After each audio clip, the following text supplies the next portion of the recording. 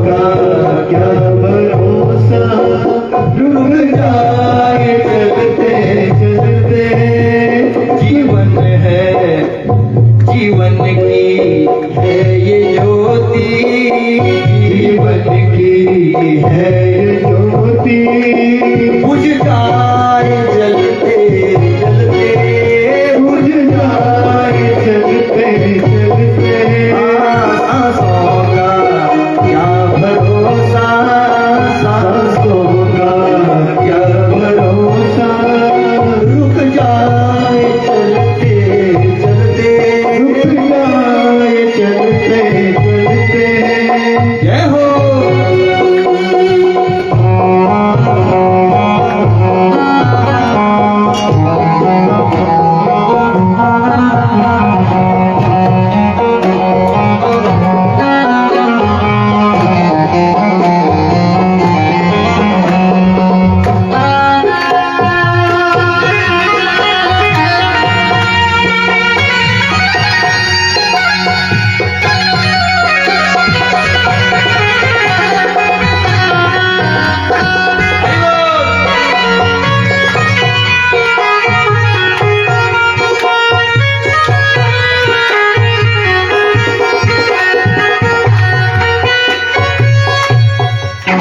जीवन है 4 दिन का, 2 दिन की जिंदगानी।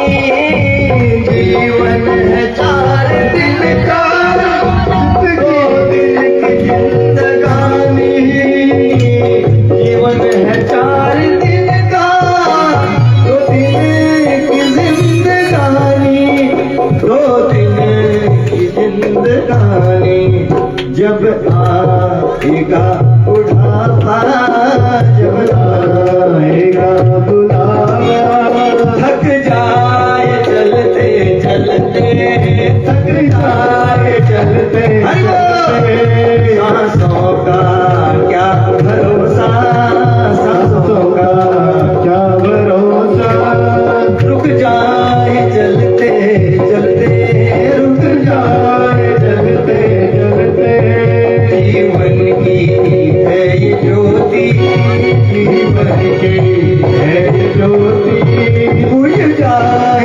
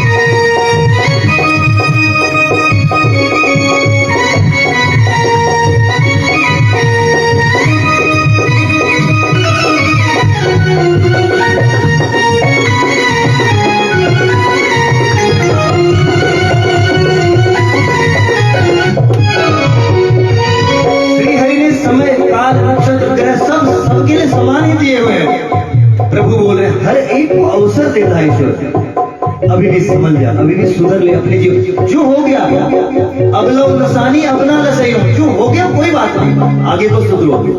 हम पीछे का पश्चाताप कर नहीं, उस दिन ये हो पाया कोई बात नहीं, उसका तो अवश्य में भी भोगतव्य, उसका प्रायश्चित करना पड़ेगा, लेकिन वो तो भुगतना ही है, आगे का तो सुधार है। अब तक किया न पगले, अब तो हरी सिमर ले, अब तक किया न पगले, अब तो हरी सिमर ले, अब तो हरी सिमर ले, अब तो हरी सिमर ले। कह रही है ये जिंदगानी, कह रही है ये जिंदगानी, ये शाम ढलते ढलते, ये शाम ढलते ढलते, सांसों का क्या भरोसा, सांसों का क्या भरोसा, बुझ जाए चलते चलते, बुझ जाए चलते चलते, सांसों का क्या भरोसा, सांसों का क्या भरोसा, रुक जाए चलते चलते, रुक जाए चलते, जीवन की है ज्योति, जीवन की है ज्योति, बुझ जाए चलते चलते, बुझ जाए चलते चलते, सांसों का क्या भरोसा, सांसों का क्या भरोसा, सांसों का क्या भरोसा, सांसों का क्या भरोसा, रुक जाए चलते चलते। बोल वृंदावन बिहारी लाल की जय, जय श्री राधे, जय जय श्री राधे श्याम। तो इस प्रकार से ध्रुव ने भगवान की प्यारी स्तुति की। भगवान बोले, ध्रुव मांगो बेटा, क्या चाहते हो आप? प्रभु, ध्रुव एक छोटा सा बालक, 80 साल का वृद्ध ने छोटा बालक भगवान से बोला, प्रभु मुझे श्री हरि की कृपा दीजिए केवल। ध्रुव बोल रहे हैं। ध्रुव भगवान का दर्शन पाते सीधे लौट गए और उनको गद्दी पर बैठाया गया। उत्तानपाद ने जाकर के तुरंत ध्रुव को राज्य दे दिया और 36,000 वर्ष तक ध्रुव ने राज्य किया। और कुशल राज्य करने के पश्चात आज भी आसमान में ध्रुव तारा बन करके बैठे। बोलो ध्रुव महाराज की जय, जय जय श्री राधे, जय जय श्री राधे, जय जय श्री राधे। इन्हीं ध्रुव के वंश में आगे चलकर राजा अंग हुए। अंग बड़े धर्मनिरपेक्ष राजा थे और इनका बेटा हुआ बैन, नाम से बैन। उसने सारी बैन कर सब बैन लगा दिया, बड़ा नास्तिक। जैसे ही बैन गद्दी पर बैठी, उनको राजा बनाया गया। सबसे पहले उन्हें सनातन धर्म पर बैन लगा दिया। बोले, ऋषियों साधु संतों सभी लोग सुन लो, कोई भक्ति नहीं करे। पूरी भक्ति को रोक दिया उन्होंने। न यष्टव्यम न दातव्यम न होतव्यम द्विजा क्वचित इति न्यावर्यत धर्म मेरी भेरी घोषेण सर्वसः। सुन लो सभी कान खोल के। न यष्टव्यम, कोई यज्ञ नहीं होगा। न दातव्यम, कोई दान नहीं देगा। न होतव्यम, कोई हवन नहीं होगा। द्विजा क्वचित, कोई ब्राह्मणों को दान नहीं देगा, ब्राह्मणों को पूजन नहीं करेगा कोई। इति न्यावर है यद धर्म भेरी घोषण सर्वसः। अपने राज्य में ढिढोरा पिटवा करके यह घोषणा कर दी, सब धर्म कर्म बंद करो।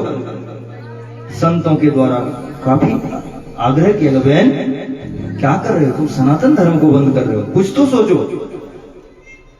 बैन नहीं मानने वाले, उन्होंने बैन लगा दिया सब तरह। संतों ने तप किया, तप बल से बैन का गोविंदाय नमो नमः कर दिया। अब बिना राजा के राज्य रह गया। तब संतों ने बैन के शरीर का मंथन किया, उससे निषाद की उत्पत्ति हुई। पुनः मंथन करने पर भगवान पृथु का जन्म हुआ। बोलो पृथु भगवान की। पृथु भगवान बिल्कुल अल्टरनेट, बैन से बिल्कुल अलग। वो धर्म, पूरे धर्मवान थे, धर्मनिष्ठ थे, धर्म करने वाले, बड़े धर्मात्मा। यज्ञ अनुष्ठान होम दोबारा से होने लगे पूरा। होम करन लागे मुनि व्यापी, होम करन लागे मुनि व्यापी। विश्वामित्र जी महाराज को जब यज्ञ में राक्षस लोग विध्वंस करने लगे, होम नहीं होने दे रहे थे, तुरंत अवधेश के पास गए, अपने बालकों को दो।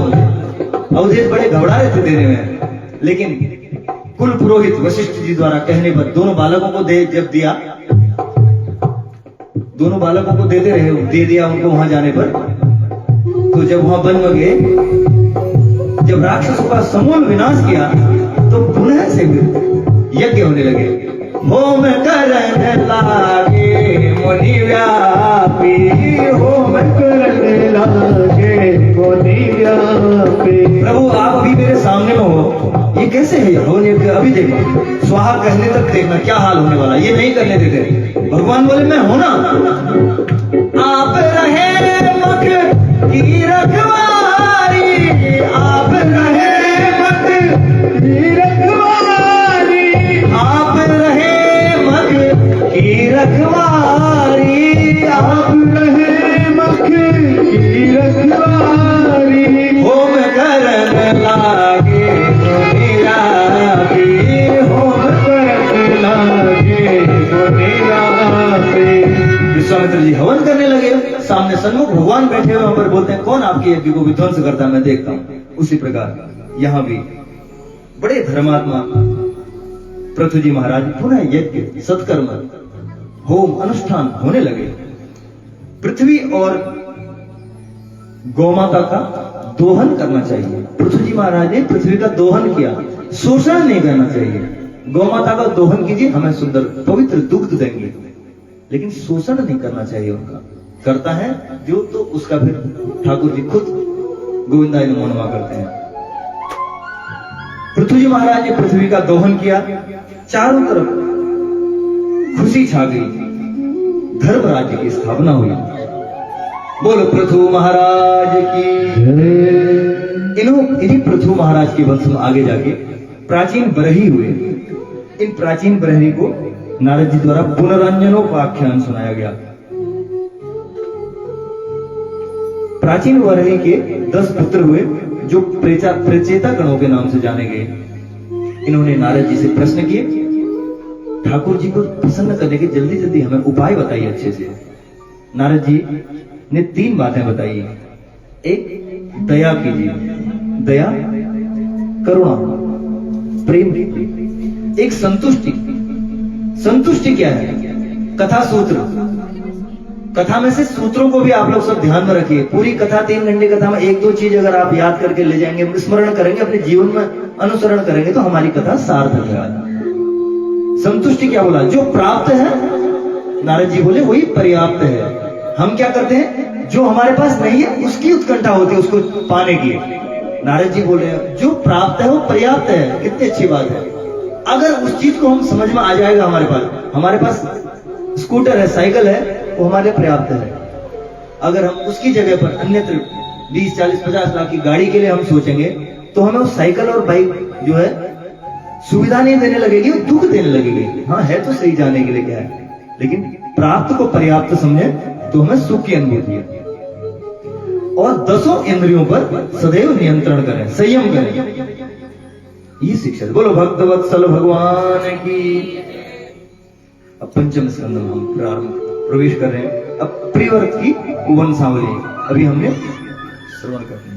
प्रियव्रत जी ने संकल्प लिया कि मैं पृथ्वी से रात को समाप्त कर दूंगा, मैं रात ही नहीं होने दूंगा। बोले क्योंकि बोले ना सभी लोग रात में सो जाते हैं। बोले भगवान की भक्ति करनी चाहिए ज्यादा से ज्यादा। दिन ही दिन होगा तो लोग सोएंगे, तब तक दूसरा आ जाएगा किसी काम से। अरे कहां गए हैं घर वाले? इधर ही है। बोले रात नहीं, दिन ही दिन करूंगा। सब लोग सो जाएंगे, दिन में जग जाएंगे तुरंत, लेकिन रात होगी तो सब लोग सोते रहेंगे। बोले प्रियव्रत जी ने पृथ्वी पर 7 द्वीपों और 7 समुद्रों की रचना की। 7 द्वीप, जम्बू द्वीप, लक्षद्वीप, शाल्मक द्वीप, कुश द्वीप, क्रौंच द्वीप, शाम द्वीप और पुष्कर। हम लोग जम्बू द्वीप है, संकल्प करते आर्यावर्ते भरतखंडे जम्बू द्वीप है, हम लोग जम्बू द्वीप। और 7 समुद्रों की रचना की। आर्कटिक, उत्तरी अटलांटिक, दक्षिणी अटलांटिक, उत्तरी प्रशांत, हिंद महासागर और दक्षिणी अटलांटिक, और जम्बू द्वीप के 9 खंड कर दिए। 9 खंडों में सबसे पहला खंड अजनाब खंड है। इसके राजा बने नाभि, और नाभि भगवान के घर में साक्षात ऋषभदेव भगवान का अवतार हुआ। बोलो ऋषभदेव भगवान की। इनकी बेटी, इंद्र की बेटी जयंत से इनका विवाह हुआ और 100 पुत्रों को इन्हें जन्म दिया। सबसे बड़े पुत्र का नाम था भरत, और इतना तेजस्वी बालक था, इसलिए इस अजनाम खंड का नाम भारतवर्ष, जहां हम रह रहे हैं। बोलो भारतवर्ष की। इसी भरत जी के नाम से ही हमारे देश का नाम भारतवर्ष पड़ा। केवल सनातन धर्म के सदग्रंथों में ही भारतवर्ष का वर्णन किया जाता है, अन्यत्र नहीं, कहीं उल्लेख नहीं है। भूगोल, खगोल इत्यादि का विस्तार किया गया। इससे यह सिद्ध होता है कि यह देश केवल सनातनियों का देश है। पर्वत, नदी, तीर्थ स्थान, भक्ति, भगवान सब इसी भारतवर्ष में है। सुखदेव जी कहते हैं, राजन ऋषभदेव जी ने भरत जी को सत्ता देकर के कहां चले गए? उनके 5 पुत्र हुए। सबसे बड़े बेटे का नाम था, सबसे बड़े बेटे हैं सुमति, और सुमति को सत्ता देकर भरत जी भी चले गए तपस्या करने के लिए। भरत जी इतने बड़े साम्राज्यवान थे, लेकिन सब छोड़ के अपने बेटे को देके चले, बेटा मैं भी वन को जाता हूं। लेकिन समय का प्रभाव देखिए, जैसे वन में तपस्या करने लगे, वहां पर एक मृग के बच्चे को देखकर इनकी आसक्ति हो गई। शेर ने दहाड़ लगाई, मृगी ने छलांग मार दी, गड़बड़ी थी मृगी, और जैसे छलांग लगाई मृगी पानी में डूब गई, और उसका बच्चा वहां पर रह गया, इंतजार कर रहा मेरी मां कहां गई। भरत जी तपस्या में थे, वहां से तुरंत उठे, उन्हें बोला ये तो बिना मां की होगी। उस हिरण के बच्चे को अपने पास उठा लाए। अब उसकी साफ सफाई की, लालन प्यार पोषण उसका करने लगे, मातृवत प्यार देने लगे। बेटा तुम्हारी मां चले गई, नदी में डूब गई थी, इसलिए लेके आए। अब तपस्या में उनका ध्यान नहीं है। अब उसको देखे कहीं तपस्या में लगते हैं, यहां पर फिर उसका ध्यान आ जाता है। मन की गति देखिए, जो भरत जी चक्रवर्ती सम्राट पद जिन्हें त्याग दिया, आज उस मृग के बच्चे पर उनका मन आ गया। इसलिए आसक्ति किसी चीज की नहीं होनी चाहिए। घर, परिवार, बच्चों सबसे हमें प्यार करना चाहिए, लेकिन श्री हरि के चरणों में ध्यान लगाना चाहिए, क्योंकि यही एक सत्य। उमा कहा हूं मैं अनुभव सत हरि भजन जगत सब सपना। उमा कहा हूं मैं अनुभव उमा कहा हूं मैं अनुभव सत हरि भजन जगत सब सपना। सत हरि भजन जगत सब सपना। सत हरि भजन जगत सब सपना। इसलिए भगवान शंकर जिस प्रकार से करे, उमा कहूं मैं अपना निज अनुभव कह रहा हूं, सारा जगत सपना है, केवल हरि का नाम ही अपना है। उसी प्रकार से भरत जी महाराज भक्ति में लगे थे, तो मृगी के ऊपर उनका ध्यान आया, आसक्ति लग गई उसके ऊपर, और उसका लालन पोषण करने लगे। लेकिन भरत जी मृग के बच्चे में इतना मन लग गया कि बुढ़ापे के अंतिम श्वास तक इनका मन उसी में रम गया, और इतनी आसक्ति बढ़ गई। आसक्ति एक ऐसी चीज है, आसक्ति कभी भी आसक्ति है, इसलिए उस पर हमने नियंत्रण करना है। आसक्ति कभी भी आसक्ति है। भरत जी ने जब अपना शरीर त्यागा, तो मरते समय भी उस मृग की ही याद आ रही है। बोलते हैं ना, जैसी हमारी मति होती वैसी गति होती है। जिस समय मृत्यु के समय में जो हमारा ध्यान आता है, उसी में हमारी योनि जाती है। इसलिए अपने मृत्यु को हमने संभालना चाहिए। जो हम श्री हरि श्रीमद् भागवत महापुराण की कथा श्रवण कर रहे हैं, ये हमारी मृत्यु को सुधारती है, हमने कैसे जीना है। और श्री रामचरितमानस हमारे जीना, हमने कैसे जीना है उसको सुधार, दोनों में यही लिखा गया। और जैसे ही श्री हरि भरत जी का शरीर छूटा तो मृग की योनि उनको प्राप्त हुई, क्योंकि उसका ही ध्यान किया था। इसलिए जीवों पर हमने दया करनी चाहिए, आसक्ति उतनी नहीं रखनी चाहिए। भरत जी मृग बन गए और पूर्व की तपस्या के प्रभाव से, प्रबल प्रभाव से उनको सब कुछ याद रहा। मैं कैसे तपस्या करता था, मैं किस कारण से मृग बन पाया, और उस शरीर भी उन्होंने त्याग दिया। ब्राह्मण के घर में जन्म हुआ, पिता ने पागल समझकर उनका नाम क्या रख दिया, जड़ भरत। बोलो जड़ भरत जी महाराज की।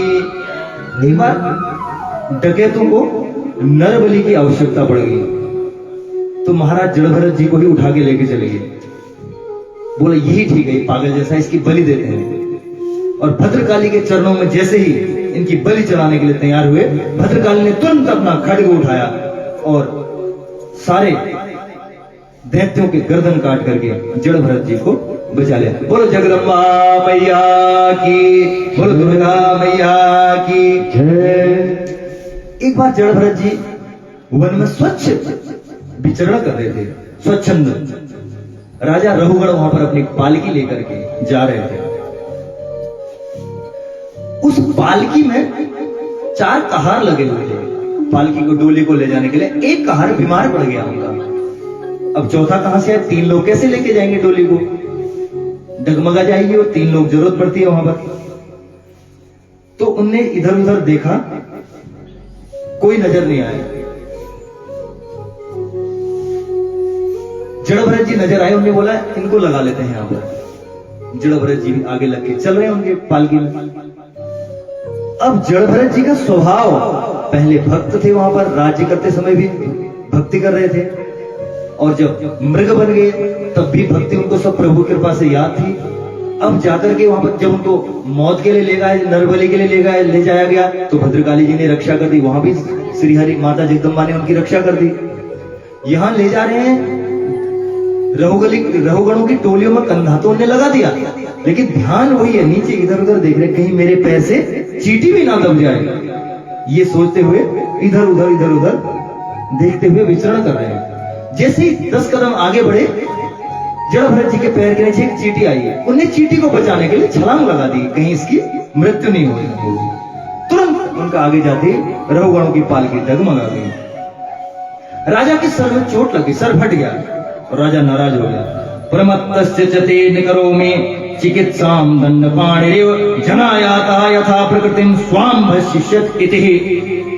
राजा बोला अभी तक मेरे को पालकी में लेके आ रहे थे मेरे 4 कहार, उनने किसी ने मेरे को वेदना नहीं पहुंचाई, इसके आते इसने जानबूझ के किया हुआ ऐसा। रघुगण तुरंत क्रोधित हो गए, भरत जी से बोले तूने मेरा निरादर किया हुआ है, तू अत्यंत प्रमादी है। जिस प्रकार यमराज लोगों को दंड देते हैं, मैं भी तुझे दंड देता हूं। रघुगण की इतनी डांट फटकार लगाने पर आज पहली बार भरत जी बोले, नहीं तो किसी से बोलते नहीं थे। जड़ भरत जी को कोई भी कुछ बोलता था तो पागल, जड़ भरत पिता ने नाम रखा था, पागलों सा व्यवहार करते थे। वस्तुतः पागल नहीं थे वो, सुनते नहीं, इधर से सुनते थे इधर से निकाल देते। लेकिन रघुगणों ने जब उनको बोला, उनकी कुछ गलती नहीं थी, उन्होंने बोला तूने जानबूझ के ऐसा किया, तुझे मैं श्रापित करता हूं। तो आज रघुगण पहली बार बोल रहे हैं, क्योंकि डर था, पहले एक छोटी सी गलती करने के कारण मैं मृग बन गया था, इतना प्रेम हो गया था, आज भी कुछ बुरा भला मैंने कह दिया तो मुझे कुछ और सजा मिल जाएगी इसकी, यद्यपि मेरी कुछ गलती नहीं है। बोले भगवान मैं श्री हरिनाम संकीर्तन करने के लिए जा रहा था और अपने कंधे सर में उठा लिया है। संत किसी का भार भी अपने कंधे में ले लेते हैं, उस पर बस कंधा देने की जरूरत, हाँ हम चले तो जाए कम से कम, भगवान अपने आप व्यवस्था करते हैं। जड़ भरत जी रघुगणों से वार्तालाप करे, बड़ी सुंदर वार्तालाप। ब्राह्मण उवाच, ब्राह्मण है रघुगण भरत जी, तवोदितं व्यक्तवे प्रलब्धं, तवोदितं व्यक्तवे प्रलब्धं, भरतु सये स्याति वीर भाग, गन्तुर्यदि स्यादधिकं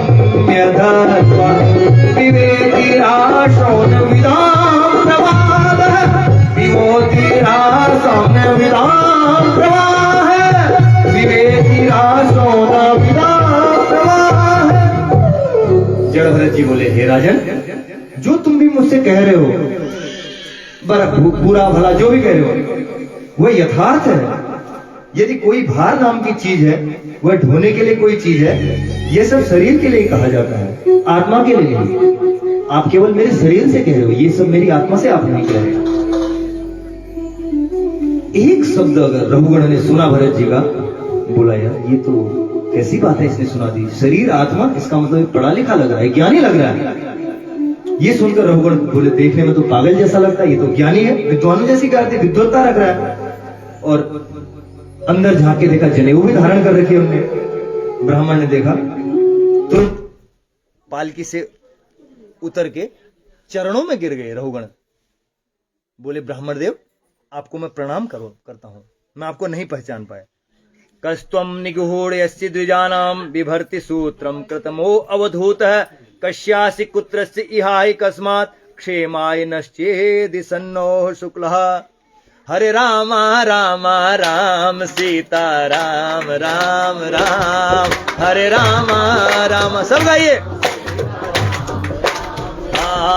हरे राम राम राम सीता राम राम राम, हरे राम राम राम सीता राम राम राम, हरे राम राम राम सीता राम राम राम, सीता राम राम राम सीता राम राम राम, सीता राम राम, सीता राम भगवान की जय।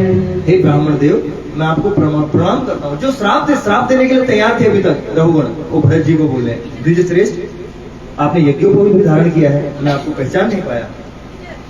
आप दत्तात्रेय आदि अवधूतों में से तो कोई नहीं है। आप किसके पुत्र हैं? आपका जन्म कहां हुआ है? यदि आप हमारा कल्याण करें तो ये बताएं, या साक्षात आप कपिल भगवान ही तो नहीं है यहाँ पर, जो हमें दर्शन देने के लिए आए हैं। मेरी जानने की बड़ी उत्सुकता हो रही, उत्कंठा हो रही है, आप मुझे बताइए आप कौन है?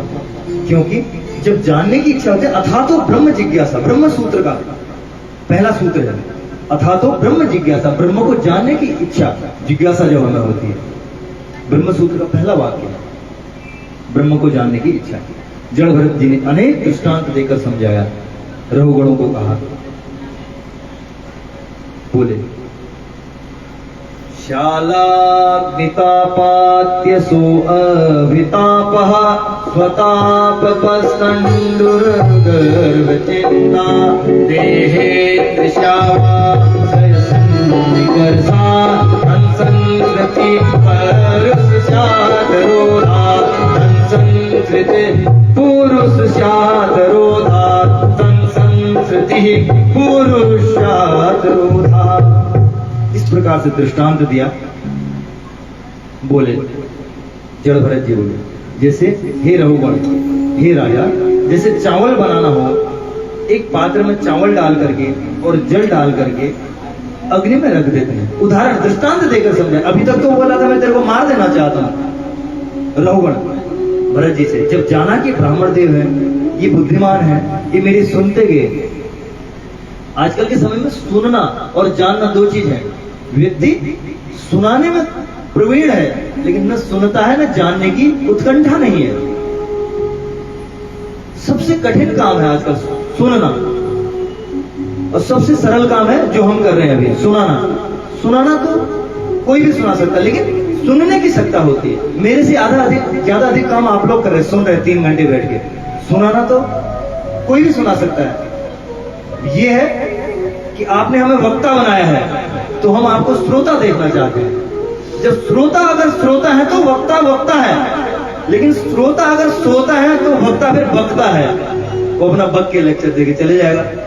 इसलिए हमें श्रोता बनना है, और आप श्रोता बनोगे तो हम प्रभु की कृपा से जब तक व्यासपीठ में बैठे हैं, वक्ता बन के आपको सुनाएंगे। नीचे उतरने के बाद हम भी श्रोता बन जाएंगे।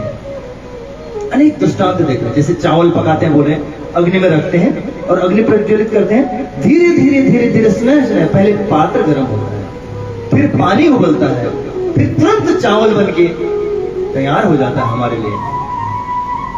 रघुगण बोले क्या आपने दृष्टांत देके समझाया है? फिर उसके बाद माताएं बहनें अगर फिर भी प्रतीति नहीं होती है, एक दाना चावल लेके उसमें देखती हैं, पक गया, हाँ चावल तैयार है, पूरा नहीं देखते हैं, ये परीक्षण है। और स्नेह स्नेह कोमलता आने लगती है, वह सुकोमल चावल तैयार हो जाता, भात बन जाता है। उसी प्रकार से उस चावल भात का स्वरूप हमारे देह में दिया। इंद्रियों में, मन में पीड़ा है तो आत्मा को भी पीड़ा होती है। हर एक प्राणी में, हर एक जीव जंतु में प्राण होते हैं, हर एक जीव जंतु में वेदना होती है, दर्द सभी को होता है। जीव जंतुओं को, हमारे को अगर हम छोटा सा ब्लड टेस्ट करने देने ले जाते हैं तो पहले दर्द हो रहा है, कुछ नहीं, हमें पता है दर्द उसने लेना ही लेना है। और जब किसी को, जानवरों को अगर बीमारी पड़ते हैं, अगर इधर उधर के अन्यत्र के जानवर हैं तो कोई उनको पूछता नहीं, राघव ठाकुर जी के अलावा। लेकिन पालतू जानवर जो हैं, उनने देखा, डॉक्टर आता है, इतना बड़ा इंजेक्शन पहले डालता है, उसको कुछ विवेक नहीं है जानवर को, दर्द उसको भी होता है, लेकिन प्रभु ने उसको क्षमता दी है सहन करने की, एक गुण दे रखा है, हमें लगता नहीं है, उसको औषधि देके चले जाता है।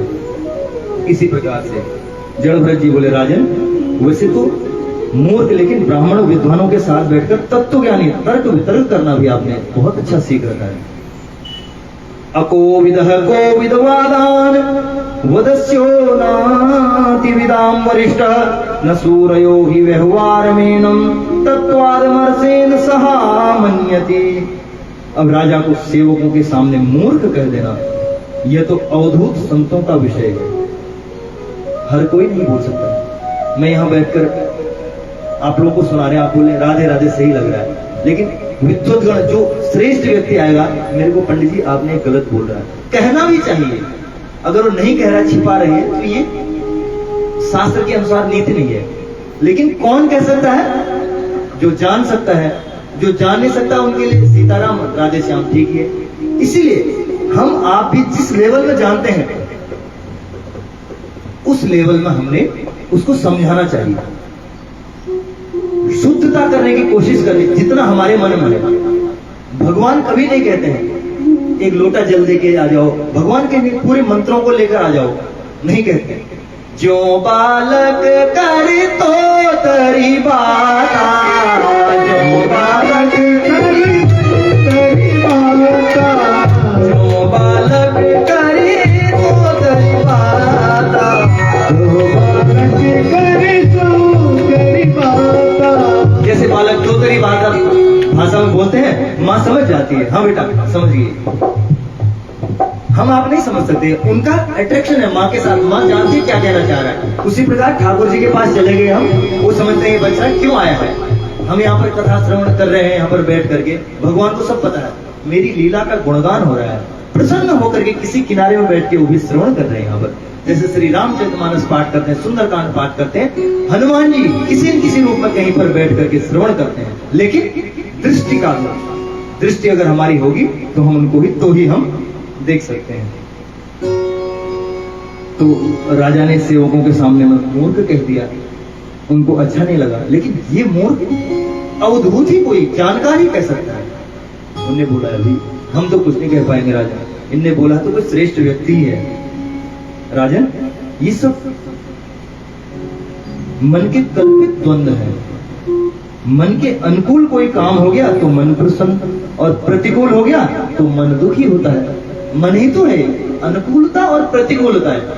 जब हमारे साथ सब कुछ अनुकूल चल रहा है तो हम वाह वाह वाह जी खुश। प्रतिकूलता जैसी होती है, अवसाद में आ जाते हैं, दुख में आ जाते हैं।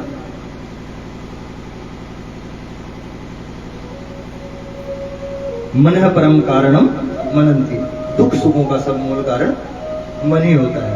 और ऐसे कहकर जड़भरत जी ने अनेक उपदेश रघुगण को दिए, और भवाटवी का वर्णन करते हुए रघुगणों का उद्धार होगा। बोलिए भक्त वत्सल भगवान की। अब इन प्रिव्रत के वंश में अंतिम राजा महाराज विरज हुए, जो जम्बूद्वीप के 9 खंड थे, जिनको हम भारतवर्ष कहते हैं। सुखदेव जी कहते हैं राजन, केवल भारत भूमि ही कर्म भूमि है, बाकी सब भोग भूमि है। वहां उपासना, केवल यही उपासना होती है। श्री ठाकुर जी का विग्रह, पूजन, भजन इत्यादि यहीं पर होता है, केवल भारतवर्ष में। अन्य देशों में पूजा अगरबत्ती चंदन लगा देते हैं, अंदर डब्बे में बैठा करके भगवान जी को लगा दिया, चलो भाई खाना लगाओ, सुखदेव जी कहते हैं देवता लोग स्वर्ग में भी भारत भूमि में जन्म लेने की प्रार्थना करते हैं। बोलो भारत माता की। ऐसा है हमारा भारतवर्ष, हम धन्य हैं जो हमारा जन्म यहाँ हुआ है। अहो अमीसाम किम कार्य शोभनम, अहो अमीसाम किम कार्य शोभनम, प्रसन्न एसाम स्वयं हरि, प्रसन्न एसाम स्वयं हरि, ये लेर लब्धम सुभारताजिरे, ये लेर लब्धम सुभारताजिरे, मुकुंद वो मुकुंद से वो हम स्प्रहानी, मुकुंद से वो स्प्रहानी। देवता लोग कहते हैं इन भारतीयों ने कौन सा पुण्य किया है, कौन से कर्म किए हैं जो भारत भूमि में इनको जन्म मिला है। स्वर्ग में यज्ञ पूजा तप अनुष्ठान इत्यादि कुछ भी नहीं होते हैं। राम कथा, शिव महापुराण, श्रीमद् भागवत महापुराण, गीता कुछ नहीं होता स्वर्ग में। इसलिए स्वर्ग के देवता लोग चाहते हैं भारत भूमि में जन्म लेना। आगे भगवान के 24 अवतारों में, भगवान के 24 जो अवतार हुए ये केवल और केवल हमारे भारतवर्ष में है। हमें गर्व है भारत में। बोलो भारत माता की। सच में भगवान तो विश्वनाथ ही है। सच्चे भगवान जो है विश्वनाथ ही है, श्री जगन्नाथ भगवान है और सारे जगत में उनका सारा निवास है, जगतपति है। केवल अवतार भारत में लेते हैं, उनका उद्देश्य धर्म की स्थापना। यदा यदा हि धर्मस्य ग्लानिर्भवति भारत अभ्युत्थानां च धर्मस्य तदात्मानां सृजाम्यहं पवित्राणाय साधूनां विनाशाय च दुष्कृतां धर्म संस्थापनार्थ संभवामि युगे युगे। ये प्रण लेकर के भगवान जन्म लेते हैं। और इस प्रकार से पंचम स्कंद में भारतवर्ष मुक्त कंठ वर्णन किया सुखदेव जी महाराज। यहाँ पर पंचम स्कंद विराम दिया। बोलो भारत माता की। सुखदेव जी बोले परीक्षित 28 प्रकार के नरक होते हैं। पृथ्वी से जब 99,000 योजन नीचे संयमनपुरी है, संयमनीपुरी, उसके स्वामी यमराज है। धर्मराज और यमराज एक ही व्यक्ति है। यमराज जो पाप कर्म करता है पापियों के लिए यमराज है, जो धर्म करता है धर्म की धुरी पर धारण होता है वो धर्मराज है। धर्मराज जैसे युधिष्ठिर थे। जो व्यक्ति दूसरे की स्त्री धन संपत्ति को हर लाते हैं ऐसे व्यक्ति को ताम्रेश्वर तांबे के समान तपे हुए नरक में भेजा जाता है। जो व्यक्ति घर में आए हुए मेहमानों का क्रोध भरी निगाहों से देखता है उसको वज्रतुंड नरक में भेजा जाता है, जहां गीध आदि पक्षी उनके नेत्रों को खाते हैं। इस प्रकार से 28 प्रकार के नरकों का वर्णन किया। परीक्षित बोले महाराज डरा तो दिया आपने बैठ, इनसे बचने का कुछ उपाय भी तो बताइए। सुखदेव जी बोले हाँ सुना रहा हूं, सुनिए। केचित् केवला भक्त्या वासुदेव परायणा अन्नम धुन्वन्ति कास्नेरि निहारमिव भास्करः। भगवान श्री हरि की शरण में जाने पर भक्त अपने सारे पापों को उसी प्रकार भस्म कर देते हैं जैसे सूर्य के आने पर कोहरा भस्म हो जाता है। बोले भक्त वत्सल भगवान की। पापों का प्रायश्चित करने से पाप धुल जाते हैं, लेकिन फिर भी पाप रह जाते हैं। कुछ पाप रह जाते हैं जो अन्यत्र प्रकार के पाप होते हैं जिनका धुलना ही मुश्किल है, वो पाप फिर भी रह जाते हैं। जैसे हमारे कपड़े कुछ गंदे होते तो हम क्या करते हैं, जाते ही वॉशिंग मशीन में डाल देते हैं, तुरंत 15-20 मिनट में टाइमर लगा देने के बाद वो वॉश होके साफ होके ड्राई होके आ जाते हैं। लेकिन कुछ कपड़े जो जितनी दाग उसमें लग जाते हैं नहीं निकलते हैं, तो उन कपड़ों को फिर हम धोबी घाट में देते हैं। फिर वहां कोई वॉशिंग मशीन नहीं लगती है, धोबी कपड़े डंडे से मार मार करके उन दागों को निकालता है। दाग अवश्य निकलेंगे लेकिन कूट के निकलेंगे। परीक्षित बोले महाराज आजकल आज तक किसी व्यक्ति के या किसी भक्त के इस प्रकार के धोबी घाट में जाने वाले पाप जो हो गए, जो वॉशिंग मशीन में नहीं धुले, वो पाप दूर हुए कैसे? सुखदेव जी महाराज बोले, परीक्षित मैं बताता हूं सुन। कान्य कुब्जे द्विजः कश्चिदादि परि अजामिलः नामना नष्ट सदाचारो दास्यः संसर्ग दूषितः। एक ब्राह्मण देव थे जिनका नाम था अजामिल। पढ़ा लिखा विद्वत था, विद्वत्ता बहुत थी, लेकिन एक दिन जंगल में अरण्य में लकड़ी लेने के लिए चले गया। वहां एक स्त्री को उसने देखा, वेश्या को देखा। उस वेश्या पर मोहित हो गया अजामिल और उसी के साथ उसके घर को चल दिया। उसके चक्कर में अपने घर परिवार बच्चों को अजामिल ने छोड़ दिया और उससे ही उसके कई बच्चे पैदा हो गए। और उनमें से जो सबसे छोटा बच्चा था उसका नाम उसने नारायण रख दिया। एक संत के कहने पर, अजामिल तेरे कर्म बहुत खराब है, लेकिन तू मेरे पास आज पता नहीं किसकी प्रेरणा से आ गया है, नामकरण की बात अगर करता है तो इस बच्चे का नाम नारायण रख दिया।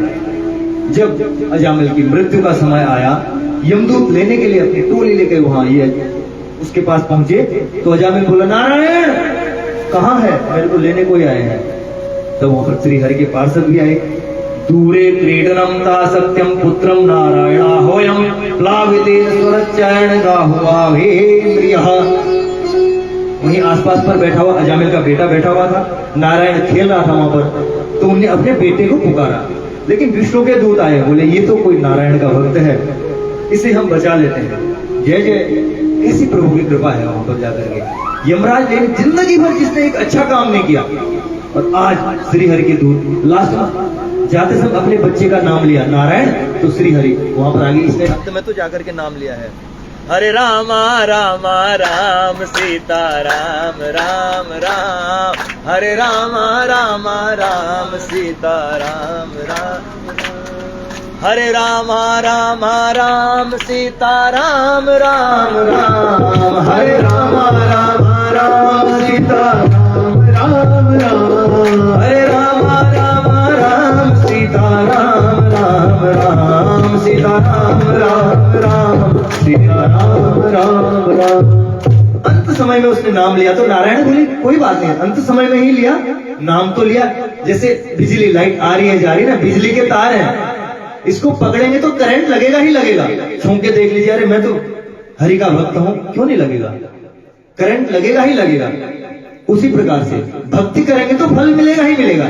जिंदगी भर बुरे कर्म किए, अब नारायण के भक्तों ने उनको बचा तो लिया, लेकिन दुष्कर्मों का फल तो उसे मिलेगा ही मिलेगा। जो कुकृत्य के थे, अपने घर परिवार बीवी बच्चों को सबको पत्नियों को छोड़ करके अन्यत्र की पत्नी को ले जाकर के आगे थे अजामिल, उनको उसका सजा मिलेगा। क्योंकि श्री हरि कहते किसी प्रकार से भी मेरा नाम भजो तो सही। भाय तू भाय अनख आलस हो, भाय तू भाय अनख आलस हो, भाय तू भाय अनख आलस हो, भाय तू भाय आलस हो। भाव से मन से बेमन से कैसे भी मुझे भजन करो तो सही, भजन तो कर रहे हो। नाम जपत भाय कु भाय अनख आलस हो, भाय कु भाय अनख आलस हो, भाय कु भाय अनख आलस हो, भाय कु भाय अनख आलस हो। नाम जपत मंगल दिशि दस हो, नाम जपत मंगल दिशि दस हो, भायक भाय अनख आलस हो, भायक भाय अनख आलस हो। किसी भी स्वरूप से मेरा ध्यान करो, बोल मैं भला ही करूंगा आपका, लेकिन बुरे कर्मों की तो सजा मिलेगी आपको, लेकिन वो उसका प्रायश्चित आपको करना पड़ेगा। लेकिन हरि नाम संकीर्तन। अजामिल बोला मैंने अपनी जिंदगी में कोई अच्छा काम तो किया नहीं प्रभु, पहले ये बता दीजिए मेरी अच्छाई क्या है जो आप मुझे यहाँ पर लेने के लिए आए। यमदूत छोड़ के चले गए उनको वहां पर, बोले यार तो विष्णु भक्त है, श्री हरि का भक्त है वहां पर जाकर के। अच्छाई एक ही थी, मृत्यु पर्यंत, मृत्यु के समय उसने अपने बेटे नारायण का नाम लिखा। इति जात सुनिर्वेदः क्षण संगेन साधुषो गंगा द्वारमुपेयाय मुक्ता सर्वानुवंदितः। अजामिल को आज वैराग्य हो गया, सब छोड़ छाड़ कर गंगा तट पर जाकर श्री हरिद्वार चले गया, सब बंधनों से मुक्त हो गया। केवल मृत्यु के समय एक बार नारायण, वो भी नारायण भगवान का नहीं, अपने बच्चे का नाम, अपने बेटे का पुकारने से, बोलो नारायण भगवान की। एक बूढ़ी दादी माँ थी, उस श्री हरि भगवान का नाम कभी नहीं लेती थी।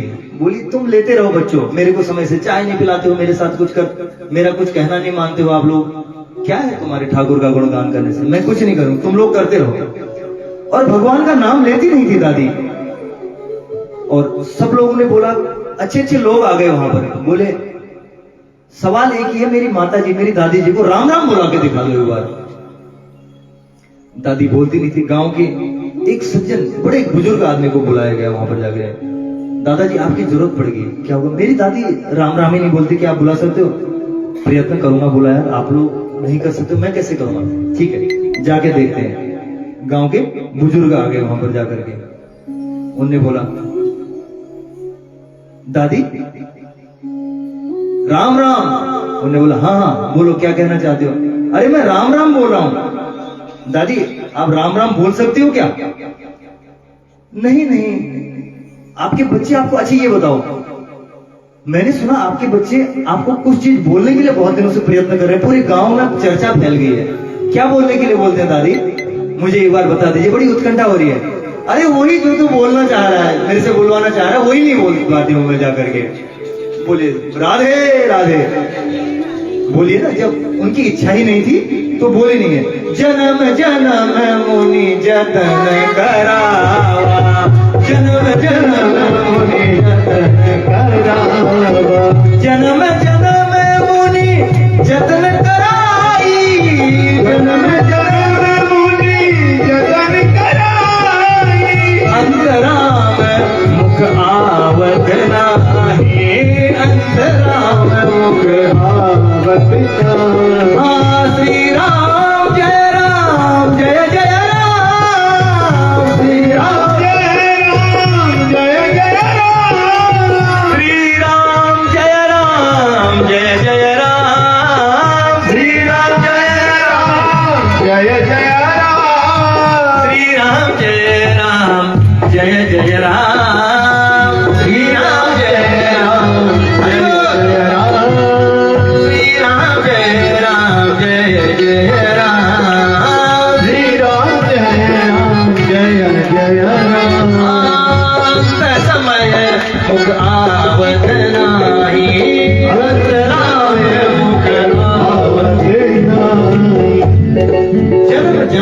जतन करावा, अंतराम मुख आवत नहीं। जन्म जन्म यज्ञ, हजारों वर्ष बीत गए, लेकिन अंतिम समय में भगवान का नाम नहीं आया। क्यों?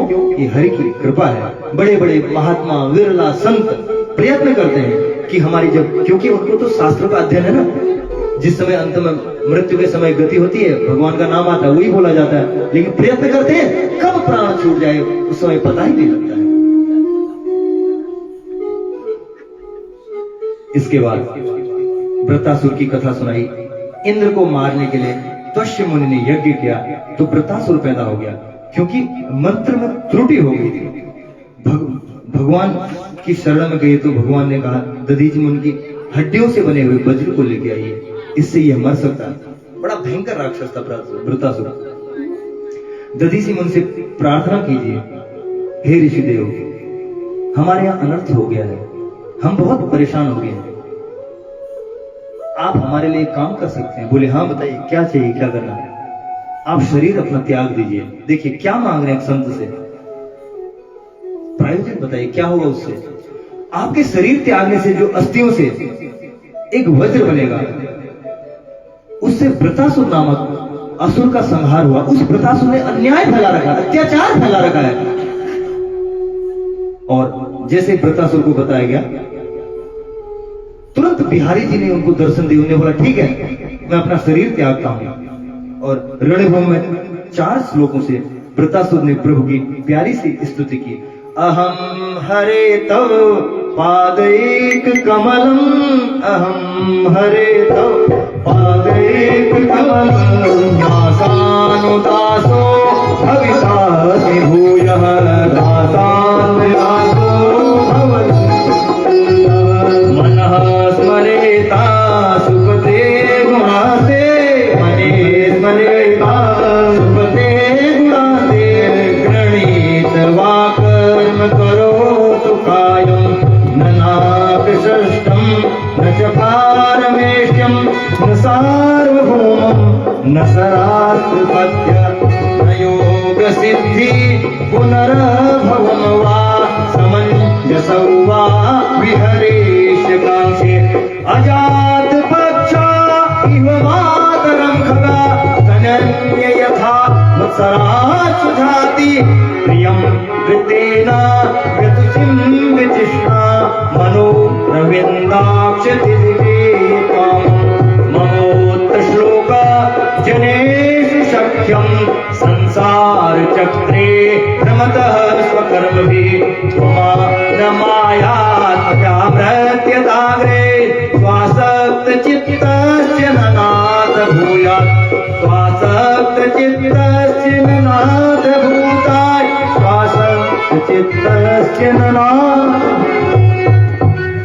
वृतासुर भगवान से बोला, मैं अनन्य भाव से आपकी सेवा करता रहूं, मुझे मोक्ष नहीं चाहिए, अगले जन्म में भी मैं आपकी सेवा ही करता रहूं। जिस प्रकार से पंख रहित पक्षी एक घोंसले में बैठे रहे होते हैं और उनकी मां दाना लेने के लिए जाए रहती है, और पक्षी इंतजार करता, मेरी मां आएगी, मेरे लिए दाना लेके आएगी।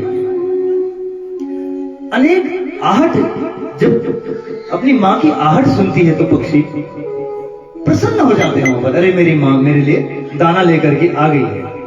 और एक दूसरा दृष्टांत दिया, जैसे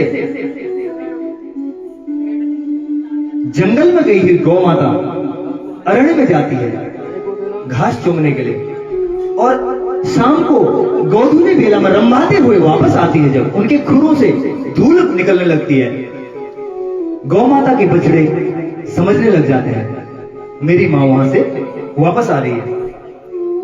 और एक और दृष्टांत दिया, परदेश गया हुआ प्रियतम उनकी प्राण प्रिया पत्नी जैसे उनसे मिलने के लिए उत्कंठित होती है, मेरे प्रियतम आ रहे हैं आज, उनको मिलने के लिए लालायित नहीं रहती है।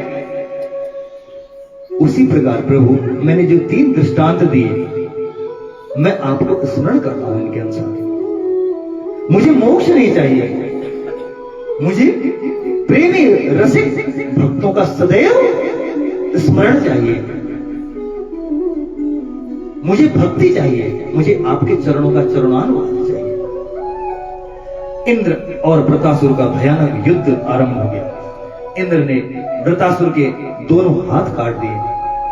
वृतासुर इंद्र को ही निकल गया, पेट में जाकर के इंद्र ने वज्र मारा, वृतासुर का पेट फाड़ा और बाहर निकले, तब जाकर के वृतासुर का अंत हुआ। एक दैत्य चलेगा। बोलो वृंदावन बिहारी लाल की जय, जय श्री राधे। दीति के 49 पुत्र देवता बने, जो वायु के ही विविध रूप। पुंसवन के व्रत के प्रभाव से दीति के पुत्र होकर के भी देवता नहीं बने, दैत्य ही रहे। परीक्षित बोले, महाराज ईश्वर तो समदर्शी होते हैं, फिर ऐसा भेदभाव क्यों? ईश्वर भक्तों को प्रेम और अभक्तों से ईर्ष्या, ये क्या सामंजस्य है महाराज? ये भी कृपा करके मुझे बतलाइए, मैं जानना चाहता हूं। सुखदेव जी बोले, ये यथा, सुखदेव जी उन्हें समझा रहे हैं, ये यथा माम प्रपद्यन्ते तांस तजैव भजाम्य हम। भगवत गीता का वर्णन भगवान श्री कृष्ण अर्जुन को समझा रहे हैं, जो मुझे जिस भाव से, अभी हमने श्री रामचरितमानस गाई, भाय कुभाय अनख आलस, भाई मतलब भाव से, कुभाई मतलब कुभाव से, अनख क्रोध गुस्से से, आलस सो करके, नाम जपत मंगल दिशि दसों, नाम जपने से दसों दिशाओं में मंगल ही मंगल होगा।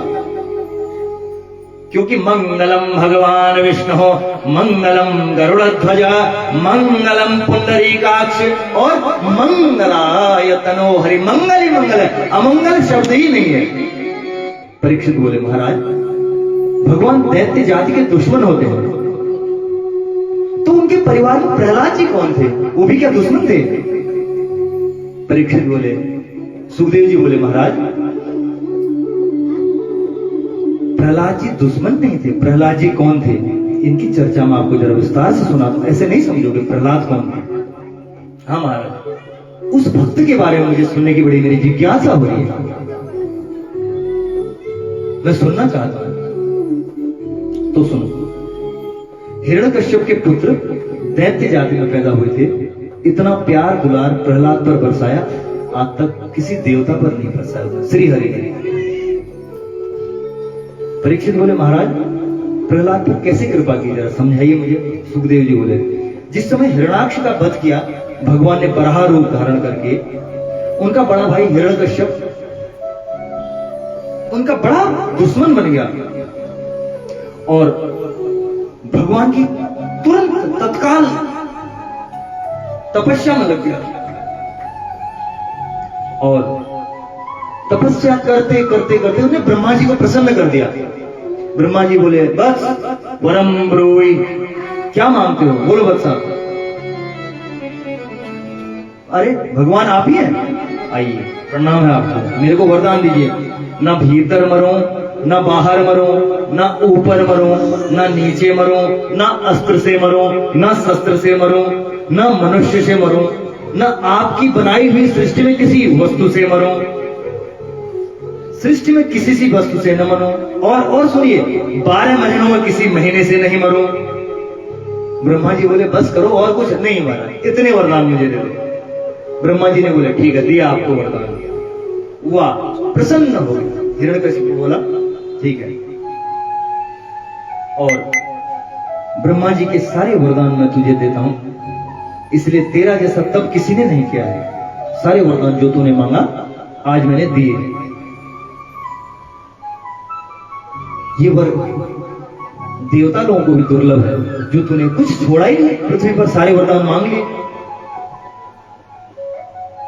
कोई साधारण व्यक्ति था, इंद्र से पानी भरवाता था, वरों से पानी भरवाता, इंद्र जैसे योद्धा लगवाते थे, देवता लोगों को परेशान करता था। इनके 4 बेटा हुए, राग, अनुराग, संघराग, और सबसे छोटे बेटे प्रहलाद। प्रहलाद बचपन से ही श्री कृष्ण प्रेमी थे, भगवान के प्रेमी थे, और श्री हरि के चरणों में अपनी श्रद्धा अनन्य भाव से रखते थे। बोलो प्रहलाद जी महाराज की जय। थोड़े बड़े होने पर पिताजी ने, हिरण्यकश्यप ने बेटे को अपने गुरुकुल भेजा अध्ययन के लिए। गुरुकुल कौन से गुरुकुल? दधीचि गुरुकुल, अत्रि गुरुकुल, विश्वामित्र गुरुकुल, पाराशर गुरुकुल, कहीं नहीं। हिरण्यकश्यप दानव विश्वविद्यालय, जो दानव का विश्वविद्यालय था, वहां भेजा, जाओ। और उसके गुरुजी कौन थे? दैत्यों के गुरु शुक्राचार्य जी महाराज के पुत्र संडामर्ग जी महाराज। एक दिन बेटे की याद आई तो हिरण्यकश्यप मिलने के लिए चले गए। मेरा बच्चा कुछ वहां पढ़ रहा है या खाली घूमे रहा है? प्रहलाद जी ने दूर से ही पिताजी को देखा तो दंडवत प्रणाम किया, पिताजी आ गए आप। और पिताजी ने अंक में भर लिया, बेटा कैसा अध्ययन चल रहा है? संडामर्ग जी अध्ययन करवा रहे हैं गुरुकुल में, बहुत बढ़िया पढ़ा रहे हैं पिताजी। इनकमिंग कॉल फ्रॉम अच्छा पढ़ा रहे हैं। एक कुछ जो सबसे प्रमुख फेवरेट श्लोक है आपका, उसका मुझे सुना दीजिए। अच्छा टॉपिक हो। तत्साधु मन्ये सुरवर्य देहिनां, तत्साधु मन्ये सुरवर्य देहिनां, सदा समुद्विग्धिमासाय सद्ग्रहात् हित्वा अमागहनन्दकूपं वनं गतो यधिर्माय। जी बोले, पिताजी घर गृहस्थी में फंसना एक गहरे कुएं में जाकर के अपने प्राणांत करने के समान है। इससे अच्छा तो बुद्धिमानी यही है, घर गृहस्थी को सब मन से निकाल के श्री हरि के चरणों में ही ध्यान को लगाया जाए। हिरण्यकश्यप बोला बस हो गया, यही सीख रहा तू यहाँ गुरुकुल में आकर के। दानव गुरुकुल में मैंने तुझे भेजा था और ऋषि गुरुकुल की तरह तू मुझे प्रवचन सुना रहा है, ये तुझसे उम्मीद नहीं है मेरी। मैं बोल रहा हूं जो सबसे प्रमुख है वो टॉपिक सुना। अरे ठीक है, ये सब ध्यान में रखते हुए हमें हरि का भजन करना चाहिए। फिर तू वही बात बोल रहा है, अपने गुरु को इधर बुला, यही सिखा रहे हैं। कहां गए संडामर, इधर आओ। बोले महाराज मैंने कुछ नहीं इसको सिखाया, तुम सांप्रदायिकता फैला रहे हो इधर जाकर के। मैंने अपने बेटे को क्या सिखाने के लिए भेजा था, क्या सिखा रहे हो? महाराज जब पिछली बार के सेशन में आप आए थे यहाँ पर, जो आप बोल के देंगे उनका अनुसरण कर रहा हूं। आपने बोला सारे शिष्यों को, सारे बच्चों को ग से गणेश नहीं पढ़ाएगा, ग से गधा पढ़ाएगा। उस दिन से मैं गधा पढ़ा रहा हूं। पूछो बच्चे को, अपने बच्चे प्रहलाद को बोलो मैं गणेश बोलता हूं ग से या गधा बोलता हूं? बोल प्रहलाद क्या बोलते हैं? हाँ पिताजी, जो श्री हरि के चरणों में जो ध्यान लगाता है ना, फिर वहां वो कथा पलट दी उन्हें। श्री हरि के चरणों में जो ध्यान लगाता है ना, इस प्रकार से उत्तर दे रहे हैं। हिरण्यकश्यप अत्यंत क्रोधित हो गया। अध्यापन के समापन के पश्चात संडामर्ग प्रहलाद जी को समझाने, उनको किनारे पर जाकर के छोड़ने के लिए गए। बोले महाराज मेरे को जो कुछ आप बोलना चाहिए बोलिए, मैं सौगंध खाता हूं, आपके बेटे को मैं कोई भक्ति नहीं सिखाता हूं। इधर ये बेटा सिखा सुखाया हुआ आया है आपका बच्चा, कहीं से कुछ इसके ऊपर किसी भगवान की, जो आपका शत्रु है ना, उसने कुछ जादू टोना उसके ऊपर कर दिया, मुझे ऐसा लग रहा है। ये तो पूरा सीखा सुखा आया हुआ है। और हाँ बेटा कुछ आज और सीख के आए हो प्रहलाद? आज कुछ और नया लेक्चर दिया महाराज ने या यही सिखाया है? हाँ पिताजी आज मैं नया टॉपिक सिखाऊंगा। श्रवणम नवधा भक्ति सुना दिया जाए। श्रवणम कीर्तनम विष्णु स्मरणम पादु सेवनः अर्चनम वंदनम साख्यम दास्यम साख्यम आत्मनिवेदनः। नवधा भक्ति का प्रवचन सुना दिया। अब आग बबूला हो गया। बोला प्रहलाद तेरे को आज मैं यहीं पर समाप्त कर देता हूं, और जितने गुरु लोग हैं यहाँ संडामर्ग इत्यादि, मैं तुम लोगों को भी खत्म कर देता हूं। महाराज एक बार सुन तो लीजिए, हमारी सुन लीजिए। बोलते हैं क्या? न मत प्रणीतम न पर प्रणीतम स्तुतो वदेश्यम न वेत्र शस्त्रो न सैर्गिकायम मत्सिराजन नियत्य मंदोत्कदास्मभानः। न मत प्रणीरः न प्रणत प्रीतः। न हम इसे अच्छा या बुरा सिखाते हैं, और नहीं इसको कुछ हम धर्म के बारे में सुनाते हैं, समझाते हैं। और न मैं सिखाता हूं न कोई पराया मेरे गेट के अंदर आके सिखाता है। महाराज आपका शत्रु ने इसके ऊपर कृपा की, सिखा सुखा आया हुआ है कहीं से। हिरण्यकश्यप बोला वत्स प्रसादम भद्रम ते सत्यम कथय मामृषाम बालानति कुतस्तुभ्यम मेष बुद्धि प्रियर्षण। प्रहलाद ठीक ठीक बता, सच सच बता, तेरी बुद्धि को कौन फेरता है? कौन फेर रहा है यहां पर? कौन? या तो तेरे गुरुजी यहां पर संडामर्ग जी कुछ गलत उपदेश दे रहे हैं, या तेरे को श्रवणम कीर्तनम विष्णु पाद अर्चनम वंदनम आत्म निवेदनम कौन सिखा रहा है? प्रहलाद जी बोले अच्छा यही प्रश्न जानना, तुम आप क्रोधित क्यों हो रहे हो? यही प्रश्न सरल भाव में तुम पूछ सकते हो।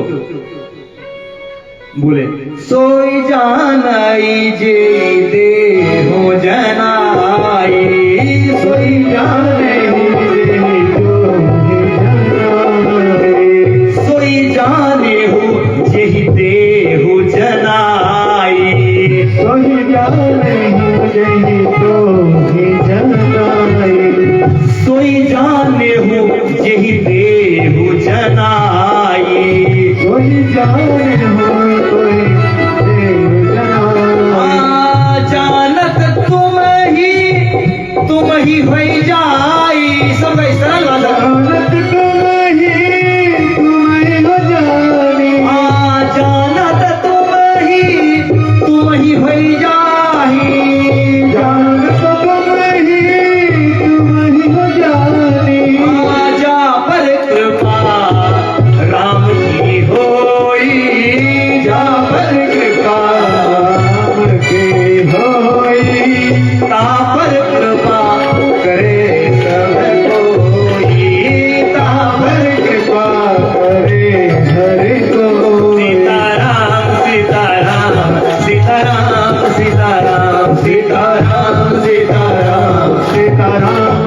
सीताराम सीताराम सीताराम सीताराम सीताराम सीताराम सीताराम सीताराम सीताराम सीताराम सीताराम सीताराम सीताराम सीताराम सीताराम सीताराम। पिताजी, मूकम करोति वाचालम पंगुम लंघयते गिरिम यत कृपातमहं वंदे परमानंद माधवम। लेकिन मैंने दो दृष्टांत दे दिए, एक रामचरित में सोई जाने जी देव जनाई, जा पर कृपा राम की होई, मूकम करोति वाचालम।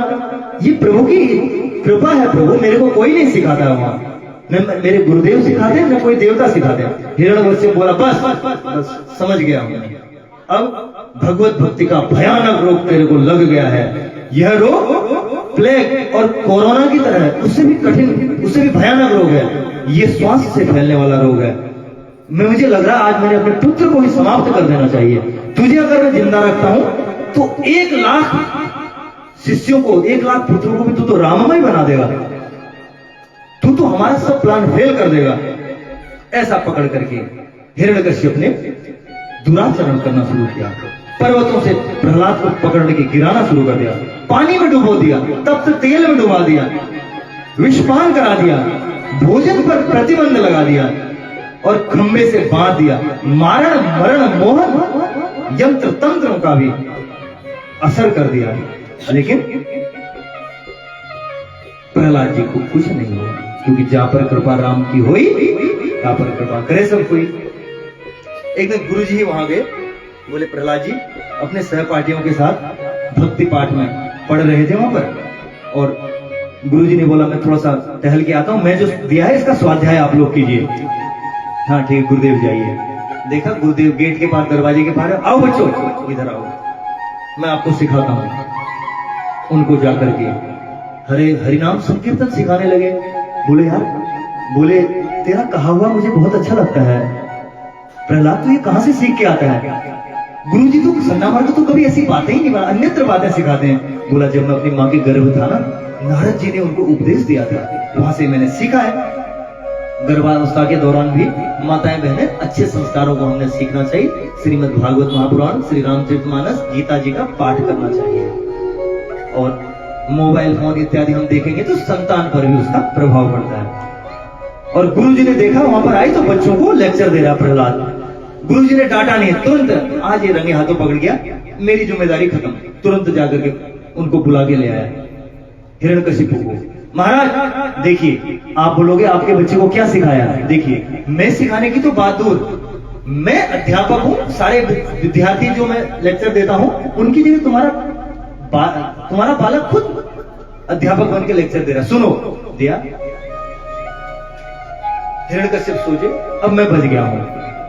वहां जाकर देखा, तुरंत गुस्सा होकर हिरण्यकश्यप ने वो बंद करवा दिया। बोला इधर आ,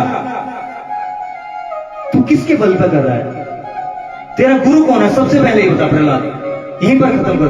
कहलंकेश कवन ते कीसा, कहलंकेश कवन ते कीसा, केहि के बल घाल सिबन सीखीसा, केहि के बल घाल सिबन सीखीसा, की धौत्रवन सुनहि नहीं मोही,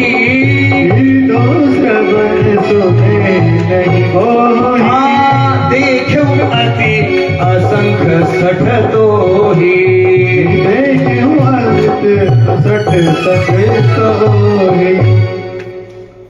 हनुमान जी से पूछे किसके बल पर तू ये कर रहा है? रावण जिस प्रकार ना, उसी प्रकार वहां भी हिरण्यकश्यप अपने पुत्र से बोला है। हनुमान जी बोले जाके बल लवलेस ते जिते हो चराचर धारी, तास दूत में जाकरी हरि आने प्रिय नारी। हनुमान जी जवाब दे रहे हैं, और यहाँ पर आकर के किसके बल पर कर रहा है? हिरण्यकश्यप बोला। तो प्रहलाद जी बोले न केवलम में भगवतश्च राजन सवे बलम बलिनाम चापरेसाम, परमेव परमे स्थित जंघमाये ब्रह्मादयो येन वसम प्रणीता। पिताजी, केवल मुझ में ही उस ईश्वर का बल नहीं है, आपको जिन ब्रह्मादि जी से बल मिला है, मेरे प्रभु ब्रह्मा जी आदि भी जो बल देने वाले हैं, उनका ही मैं स्मरण करता हूं। इस प्रकार से अनेक प्रताड़नाएं प्रहलाद जी को दिया, प्रहलाद जी का कुछ बिगाड़ नहीं पाया और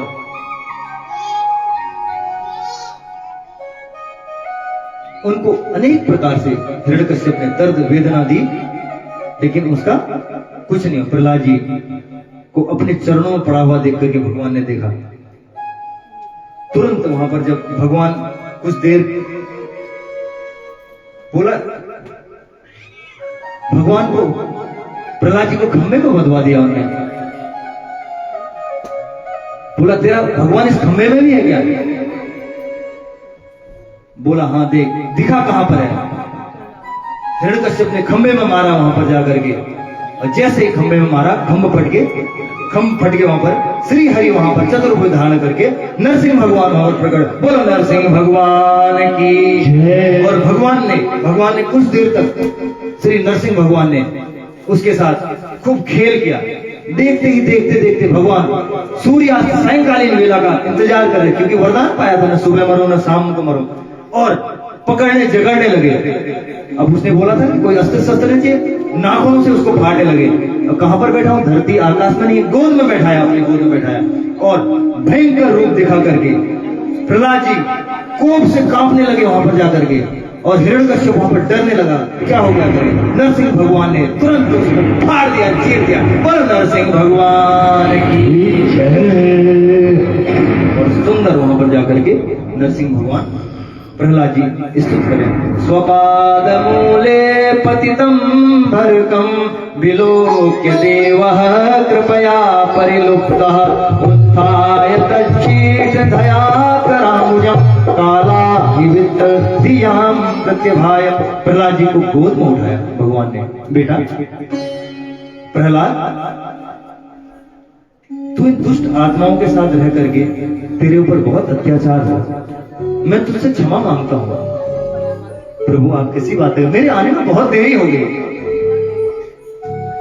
नहीं पिताजी, नहीं प्रभु, मेरे पिताजी ने मेरे साथ इतना अनर्थ किया, अत्याचार मेरे ऊपर किया। भगवान बोले बेटा ठीक, आप वर मांगो, क्या चाहते हो? प्रहलाद जी बोले अगर मुझे कुछ वर देते तो मेरे जीवन से मांगने की ही इच्छाएं दूर हो जाए। जय हो। बोलो प्रहलाद जी महाराज की।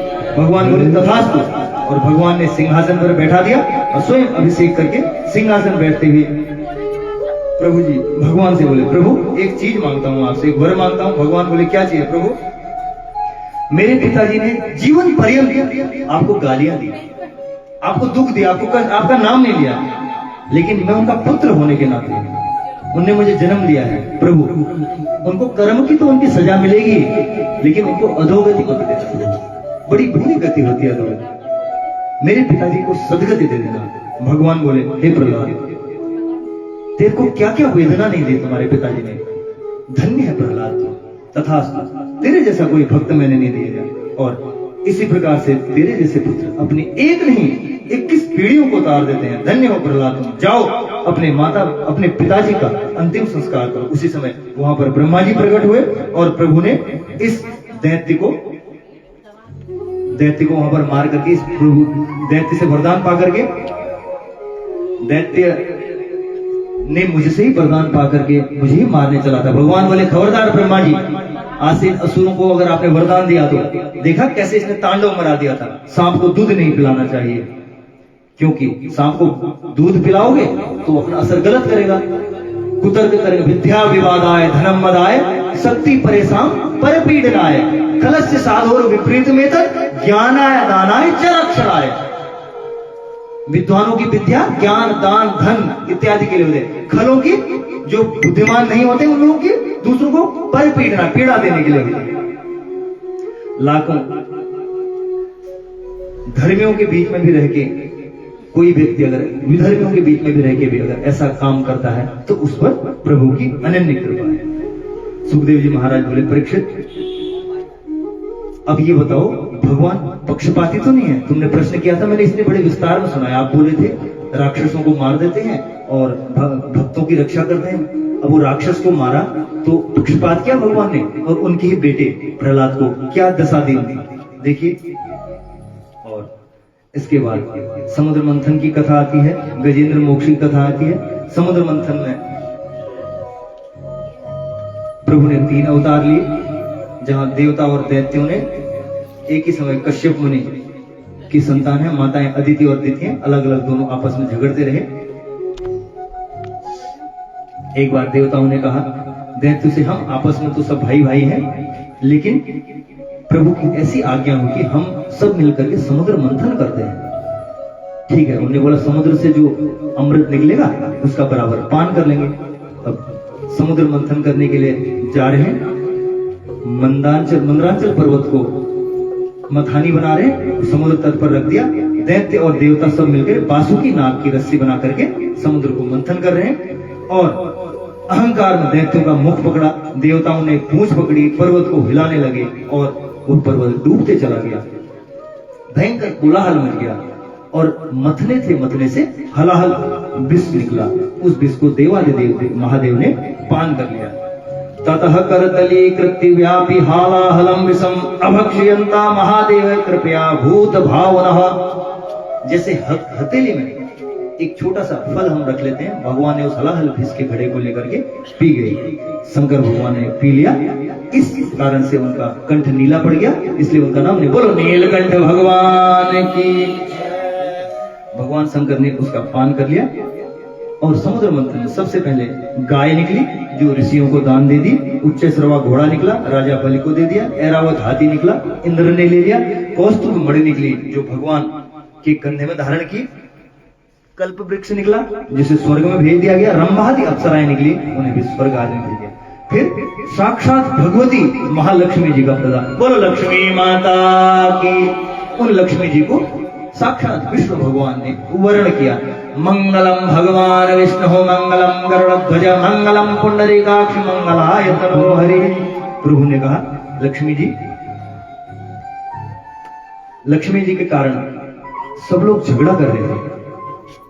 सभी देवता, कोई बोले हम लेंगे, कोई हम लेंगे, तो विष्णु भगवान ने तुरंत आकर के लक्ष्मी जी के गले में जयमाल डाल दिया। उसके उपरांत, क्योंकि लक्ष्मी जी तो श्रीमन नारायण की थी, है और रहेंगी, उन्हें कौन ले सकता है, किसी दैत्य की हिम्मत नहीं है। और फिर पुनः मंथन किया। वारुणी असुरों ने ले ली, जो वारुणी निकली। और साक्षात भगवान धन्वंतरी निकले, जो अमृत का कलश लेकर के प्रकट हो गए। दैत्यों ने जैसे ही अमृत का कलश देखा, भाग गए सारे देवता लोग। तो प्रभु ने बोला ये तो लीला अनर्थ हो गया, क्या करें। तो प्रभु ने तुरंत वहां जाकर अपनी लीला बदली, मोहनी रूप धारण। बोलो मोहनी भगवान की।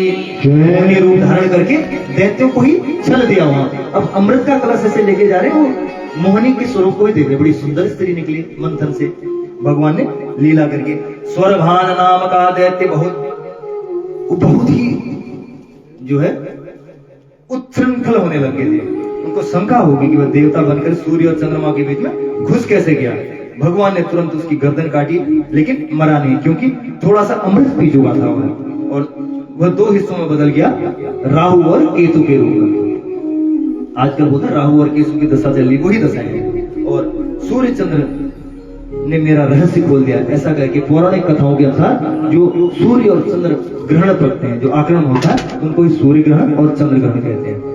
तत्र देवासुरो नाम रणः पुरं दारुणः रोद्धश्च देवतो नाम राजस्मलो रोमहर्षः। देवता विजयी हुए, दैत्य मारे गए। दैत्य गुरु शुक्राचार्य ने अमृत संजीवनी विद्या द्वारा सारे दैत्यों को जीवित कर दिया। शुक्राचार्य बोले दैत्यों से पहले ब्राह्मणों को खुश करो, खीर मालपुआ खिचड़ी इत्यादि सब बना करके गर्जना के साथ आशीर्वाद से शरीर वर्चस्वम आयुष्म आरोग्यम मां विधा, ऐसा करके दैत्यों ने ब्राह्मणों को खुश कर दिया। ब्राह्मणों ने अपने तपोबल से अमोघ रथ बनाकर राजा बलि को भेंट कर दिया और बोले यह हमारे आशीर्वाद का रथ है, इस रथ में आप सभी पराजित नहीं हो सकते हैं। सामने साक्षात परमात्मा क्यों न बैठे हो चाहे। रथ में बैठते ही उनने हमला कर दिया। और फिर कश्यप जी बोले आप पयोव्रत धारण करें। उस पयोव्रत से भगवान प्रसन्न हुए, बोले महाराज वरदान मांगो। मां अदिति बोली प्रणाम करके बोले मेरे बच्चों पर कृपा कीजिए भगवान, मैं आपका स्वयं बेटा बनकर के कृपा कर रहा हूं। मां के गर्भ में आए, भादो मास की शुक्ल पक्षमी की द्वादशी दिन के दिन बटुक भगवान प्रकट हुए, जिन्हें हम बामन, बोलो बामन भगवान की जय। तेरे द्वार खड़ा भगवान भगत भर दे, तेरे द्वार खड़ा भगवान भगत भर दे, भगत भर दे, ओ भगत भर दे। तेरा होता बड़ा एहसान, तेरा होता बड़ा एहसान, युग युग तेरी रहेगी शान, भगत भर दे झोली, ओ भगत भर दे झोली। आज लूटा तेरे सर्वस्व अपना, मान ले कहना मेरा, आज लूटा तेरे सर्वस्व अपना, मान ले कहना मेरा, मिट जाएगा पल में तेरा जन्म जन्म का फेरा, जन्म जन्म का फेरा। तू छोड़ सकल अभिमान, तू छोड़ सकल अभिमान, कर दे रंग से पहचान, तेरे द्वार खड़ा भगवान भगत भर दे झोली, ओ भगत भर दे झोली। डोल उठी है ये सारी धरती, डोला गगन है सारा, डोल उठी है सारी धरती, डोला गगन है सारा। भीख मांगने आया तेरे घर, हो जगत का पालन हारे, जगत का पालन हारे। मैं आज तेरा मेहमान, मैं आज तेरा मेहमान, जरा कर ले रे मुझसे पहचान, भर दे झोली, ओ भगत भर दे झोली, द्वार खड़ा भगवान भगत भर दे झोली। बोलो बामन भगवान की जय। समयाभाव के कारण भजन को सूक्ष्म किया, विस्तार न करते हो तथा भी थोड़ा सूक्ष्म करते, क्योंकि भगवान के जन्म तक हमने पहुंचना है। और इस प्रकार से बामन भगवान प्रकट हुए, राजा बलि से बलि वहां पर चले गए। बलि बोले भगवान क्या सेवा करो, क्या चाहिए? बोले मुझे 3 पृथ्वी दो राजन, 3 पग पृथ्वी चाहिए। भगवान ने तीनों पैरों को नापना शुरू किया। पहला पग डाला भगवान ने, एक चरण में 7 लोग नाप दिए, अतल वितल सुतल रसातल महातल और पाताल। दूसरे चरण भू स्व मह जन तप सत्य लोका, 7 लोक नाप दिए। 2 चरण में संपूर्ण ब्रह्मांड को नाप दिया। भले आपने बोला था तीसरा चरण भी अब कहाँ रखो, कोई जगह नहीं है। बोले भगवान मेरा सर तो है, तीसरा चरण मेरे सर के ऊपर रखिए। और तीसरा चरण भगवान ने बलि के सर में रखा और भगवान खुश हो गए। बलि तेरा जैसा दानी मैंने आज तक नहीं देखा। राष्ट्र में प्रसिद्ध हो गया बलि, इसलिए आज भी बलिदान का महत्व है। लेकिन हम लोग दूसरे शब्दों में उसको लेते हैं बलिदान, जिसने अपना भी शरीर दे दिया। बलि मतलब जो हमें प्रिय है, अपने आप को हम दे देते हैं। हम पत्रम पुष्पम फलम, जो हम अच्छा खाते प्रभु हम दी, वो भी बलि। एक नारियल चढ़ाना, एक फल फूल चढ़ाना। भगवान बोलते चलो आज हम वहां जा रहे हैं, बलिदान कर रहे हैं। अन्यत्र चीजों को ले जाते हैं, मारते हैं, काटते हैं, खाते हैं, पिकनिक मनाते हैं, बोलते हैं ये बलिदान है। ये बलिदान नहीं है शास्त्रोक्त। तो बलि बोले, बलि को देखकर भगवान प्रसन्न हो गए और तब जा करके फिर आगे परीक्षित बोले महाराज अब मुझे आगे सूर्यवंश की कथा सुनाइए। सूर्यवंश की चर्चा कर रहे हैं। फिर उसके बाद चंद्रवंश में भगवान कृष्ण आए। सूर्यवंश में भगवान राम पैदा हुए, चंद्रवंश में भगवान श्याम पैदा हुए। सूर्यवंश वाले भगवान राम मर्यादा पुरुषोत्तम है, चंद्रवंश वाले श्याम लीला पुरुषोत्तम है। सूर्यवंश वाले भगवान श्री राम को समझे बिना हम उनको नहीं जान सकते। लीला पुरुष वो जो है भगवान जो है करके दिखाते हैं हमें।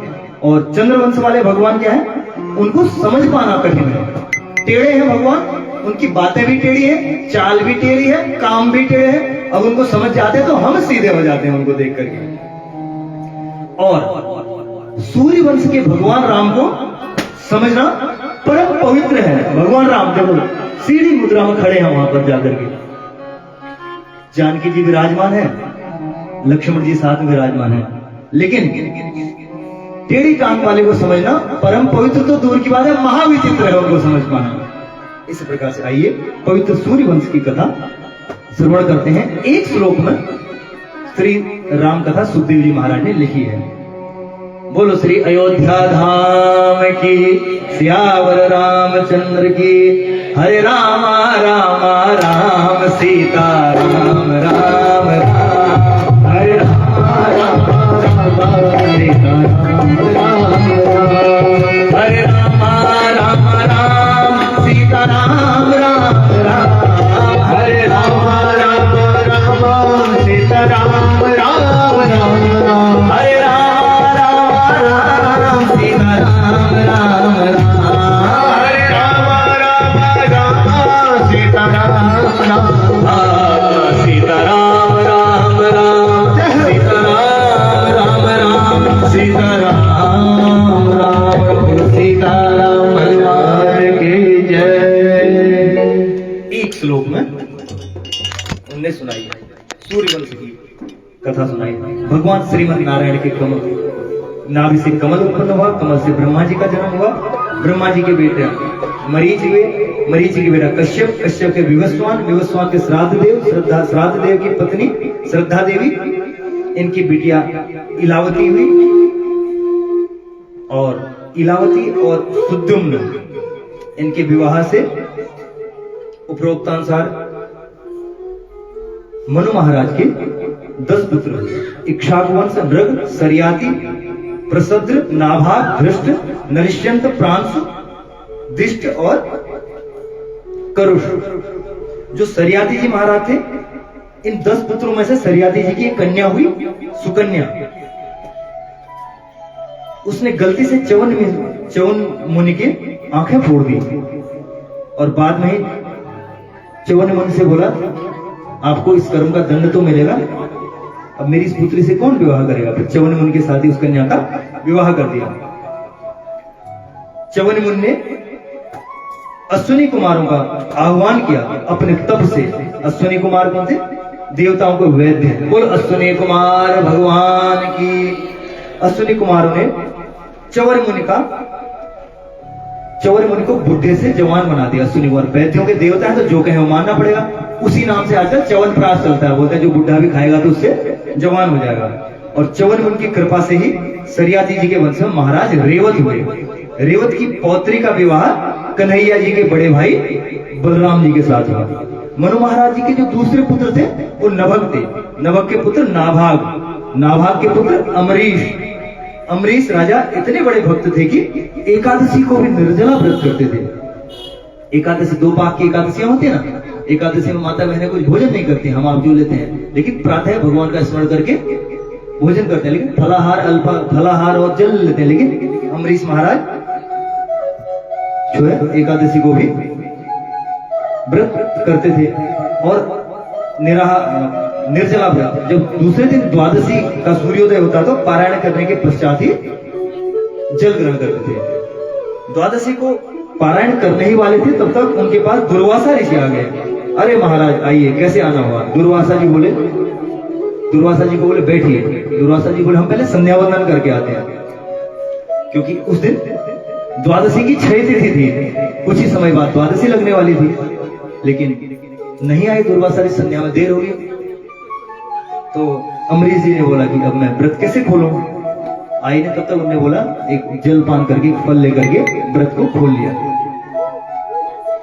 इस बात का चरणामृत, भगवान का चरणामृत लेके इस बात का पता दुर्वासा ऋषि को पता चला, हमारे बिना ही उनने व्रत खोल दिया। तो उनको अपने क्रोधाग्नि से जटा उठाकर पटकी, वहां पर एक कृत्या पैदा होगी जो राजा को खाने के लिए दौड़ी। और राजा भगवान के परम भक्त थे, तुरंत सुदर्शन चक्र निकाला और पैदा हो गया और कृत्या को भस्म कर दिया। और दुर्वासा ऋषि के ही पीछे से लग गया वो, जो जो उनको नष्ट करने के लिए आता, दुर्वासा ऋषि के पीछे पीछे चल गए। दुर्वासा ऋषि ब्रह्मा विष्णु महेश सबकी शरण में गए, पीछा करने लगे, मुझे बचाइए भगवान बचाइए। फिर भगवान नारायण ने कहा, भगवान आपका छोड़ा है, आप ही बचाइए। क्योंकि भगवान फिर गीता में बोले, अहम भक्त पराधीनो रासत्रम इद द्विजः साधुर्भिर्ग्रस्त हृदयो भक्तेर भक्त जनः प्रिय। भगवान श्री कृष्ण गीता में अर्जुन को बोल रहे हैं। ऐसे परम भक्त थे राजा अम्बरीश। बस थोड़ी देर में ठाकुर जी का प्रागट्य होने ही वाला है। पहले संत आते हैं, ऋषिगण आते हैं अम्बरीश जी जैसे, फिर भगवंत आते हैं। बिना संतों के भगवंत नहीं आते। सुखदेव जी बोले, महाराज इसी वंश में राजा हरिश्चंद्र हुए। हरिश्चंद्र का चरित्र सत्यता के लिए सब लोगों को मालूम है। उनके बेटे रोहित हुए। रोहित के बाहु के सगर की 2 रानियां, एक रानी से हजारों बेटा पैदा हुए। सबने कपिल भगवान का अपमान किया तो उनकी दृष्टि से हजारों बेटे भस्म हो गए। और दूसरी रानी से एक बेटा असमंजस पैदा हुआ। असमंजस के अंशमान के राजा दिलीप के राजा भगीरथ जी पर आराधना करके भागीरथी गंगा जी को ले। बोलो भागीरथी गंगा की। शिव जी की जटा से आई गौमुख से लेकर के जो संपूर्ण भारतवर्ष को पावन करती है। सगर के हजारों पुत्रों को जहां पर उनकी राख पड़ी थी उनको गंगा मैया ने पवित्र किया और चरण स्पर्श से उनको तार दिया। इसीलिए आज तक भी भारतवर्ष में अस्थि विसर्जन का महत्व है। गंगा जी के जल में अस्थियों को प्रवाहित। बोलो गंगा मैया की। उस गंगा जी का जल स्पर्श करके सगर के हजारों पुत्र जो श्राप से श्रापित हो गए थे वो मुक्त हो गए। इन्हीं हरिश्चंद्र के वंश में ऋतुपर्ण, फिर सौहार्द, अस्मक, नारी कवच, खडवांग, दिलीप, रघु, अज और अज महाराज के घर में महाराज दशरथ जी के घर में 4 पुत्र राम, लक्ष्मण, भरत और शत्रुघ्न का प्रादुर्भाव हुआ। बोलो राजा दशरथ जी महाराज की। इस प्रकार से सूर्य वंश में भगवान राम का प्रागट्य हुआ। एक श्लोक में सुखदेव जी वेदव्यास जी ने लिखा है, कुर्वर्थे त्यक्तो राज्यो व्यथचरधनो वनम पद्य पद्मां प्रियायाः पाणि स्पृक्षाभ्याम मृजितं पथरुजो यो हरिश्चंद्रानुलाभ्याम वैरूप्यात् सुपर्णक्षाः विप्रह विरहरुषा डरतो अभिभूभृजं त्रस्ताभिर्बद्ध सेतु खलवदहनः कौशलेन्द्रो वृतान्तः। कैसे हैं भगवान श्री राम, क्या क्या उनके चरितार्थ से इस श्लोक में वर्णन किया। जिन्होंने माता पिता की आज्ञा को सिरोधार्य करते हुए अयोध्या का राज्य किया। लक्ष्मी जी, सीता जैसी लक्ष्मी जी को परित्याग करके अरण्य में चल दिए। फिर क्या किया? क्यों? वो धर्मात्मा थे, पिता की आज्ञा का पालन करने वाले थे। क्योंकि रामो विग्रहवान धर्म, भगवान राम धर्म के मूर्तिमान श्री विग्रह है। पंचवटी में गए और रावण की भगिनी सुपर्णखा आई और बोली, तुम सम पुरुष नमो सम नारी, तुम सम पुरुष नमो सम नारी, यह विधान लिखा विधिचारी। आपके समान पुरुष मेरे समान स्त्री कोई नहीं है। बस ज्यादा बातें हम नहीं करते हैं, आप और मैं विवाह कर लेते हैं। भगवान राम चाहे तो वहीं पर समाप्त कर देते, बोले मैं विवाहित हूँ, मेरी धर्मपत्नी सीता जी यहाँ है। एक मार्ग और है, ये मेरा छोटा भाई है ना, इससे अगर आपकी बात बनती है, हमारी तो बात इनसे नहीं बनती, हमारी नहीं जमती इनसे, आप कर सकते हो। ये अविवाहित है, आप इनसे विवाह कर सकते हो। फिर विस्तार में चले जा रहे हैं हम, विस्तार का समय है नहीं अभी। इस प्रकार से सुपर्णखा को लक्ष्मण जी ने उनका नासिका ध्वंस किया, नाक काट करके। वो तुरंत अपने भाई के पास गए, महाराज अनर्थ हो गया। वो दोनों अयोध्या से 2 कुंवर आए हैं, उन्होंने मेरी नासिक मेरा होते हुए तेरा ये हाल कर दिया। तुरंत रावण ने अपने दूतों को भेजा वहां जाकर के और सुपर्णखा का बदला लेने के लिए वहां रावण ने भेजा। इधर हनुमान जी ने सुग्रीव जी से मित्रता करवा करके हनुमान जी की खोज की, अशोक वाटिका में पहुंचे। सीता जी को वापस प्रभु के पास ले जाने हेतु मां वैदेही को आश्वस्त किया, मैं ले जाऊंगा मां तुम्हें, कुछ दिन यहाँ पर बैठिए। परसों सुंदरकांड में हमने वही दर्शन किया था। और मैं रामदूत हूं मां, भगवान राम ने मुझे भेजा है। हनुमत लाल ने निशाचरों को भगवान राम ने साचरों को मार के लंका नगरी में फिर प्रभु राम यहाँ पर आएंगे, सेतु बंद करके आपको लेके जाएंगे। माँ मेरी बात को मानिए, आपका कुछ संदेश है तो मैं वहां ले जाता हूँ। इस प्रकार संदेश का आदान और प्रदान करके हनुमान जी आगे बढ़े और रीछ बानर भालों के साथ सेतु बंद करके रावण का समूल विनाश करके विभीषण जी को राज्याभिषेक करके भगवान राम अयोध्या जी में पधारे और 14 वर्ष के बाद भव्य श्री राम भगवान का राज्याभिषेक किया गया। बोलो सियावर रामचंद्र की। राजा राम राम राम सीता राम राम राम राजा राम राम राम सीता। ओ राजा राम राम राम सीता राम राम राम राजा राम राम राम राजा राम राम राम सीता राम राम राम राम राम सीता राम।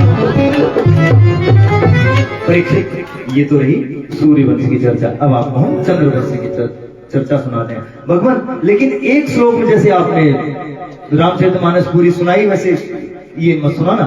मैं और आगे जिज्ञासा है मेरी, आगे की और सुनना चाहता हूँ, पूरा आगे का विस्तार सुनाना। कथितो वंश विस्तारो भवतां सोम सूर्ययो राज्ञा चोभय वंशानां चरितं परमाद्भते यदोश्च धर्मशीलस्य निरतां मुनि सत्तमं तत्रा सेनावतीर्णस्य व्यस्तोर्वेषणानि संशयः। परीक्षित बोले महाराज फिर मेरा दोबारा वही प्रश्न है, सुनना। मैं पूरी कथा चाहता हूँ, कैसे पैदा हुए, क्या क्या लीलाएं की, कहाँ कहाँ किए, पूरी विस्तार से सुनाना। एक सांस में आपने तो पूरी राम कथा सुना दी थी, ठीक है मैं सुनाऊं। भगवान श्री कृष्ण ने अवतार कहां पर लिया, किसकी गोद में लिया और कहां पले बड़े। और मैंने ये भी सुना है मामा कंस, मामा, उनकी मामा तो बड़े, माँ से भी बड़े होते हैं। मामा एक शब्द होता है, मामा में 2 शब्द होते हैं। मामा तो माँ के समान होते हैं, लेकिन उनके मामा ने इतना अत्याचार क्यों किया, ये भी मुझे सुनाइए। तो सुखदेव जी बोले ठीक है, कथा श्रवण करवाते हैं आपको उनके बारे में। थोड़ा बैठिए, जलपान कर लीजिए, थोड़ा चाय पानी पी लीजिए। बोले जलपान की बात मत करना। एक बार मैं प्यासा हो गया था वन में जाकर के, उस प्यास को बुझाने के लिए श्रृंगी ऋषि के गले में मैंने गुस्से से क्रोध में आकर के सर्प डाल दिया, मेरी ये दशा हुई। अब दोबारा मैं जरा जलपान की व्यवस्था में लगा रहूंगा तो मेरी हालत खराब हो जाएगी, इसलिए प्रभु मुझे कथा सुनाइए बस। परीक्षित ध्यान से सुनो। जब धरती में पाप, अत्याचार, दुराचार बढ़ते गया, कंस जैसे आतंकियों का अत्याचार बढ़ने लगा, तो मां देवी गाय का रूप धारण करके भगवान की शरण में गई और देवताओं ने मिलकर पुरुषोक्त के द्वारा स्तवन किया और भगवान ने ब्रह्मा जी को प्रेरित किया, जाओ हमारा संदेश सुनाओ। ब्रह्मा जी बोले हमारी बात ऊपर हो गई, हमने सुन लिया, क्या आप कहना चाह रहे हैं। वसुदेव गृहे साक्षात् भगवान पुरुषः परः जनिष्यते तत्प्रियार्थ संभवन्तु सुरस्त्रियः। ब्रह्मा जी बोले भगवान का अवतार वासुदेव के घर में होने वाला है मथुरा में, चलो। देवकी को बोला तुम स्वर्ग में जाओ। ब्रह्मा जी बोले आप भी चलिए मोक्षदायिनी मथुरा नगरी में, जहाँ के राजा हैं उग्रसेन, बड़े धर्मात्मा हैं, लेकिन उल्टा उनका बेटा कंस कैसा है, बड़ा दुराचारी,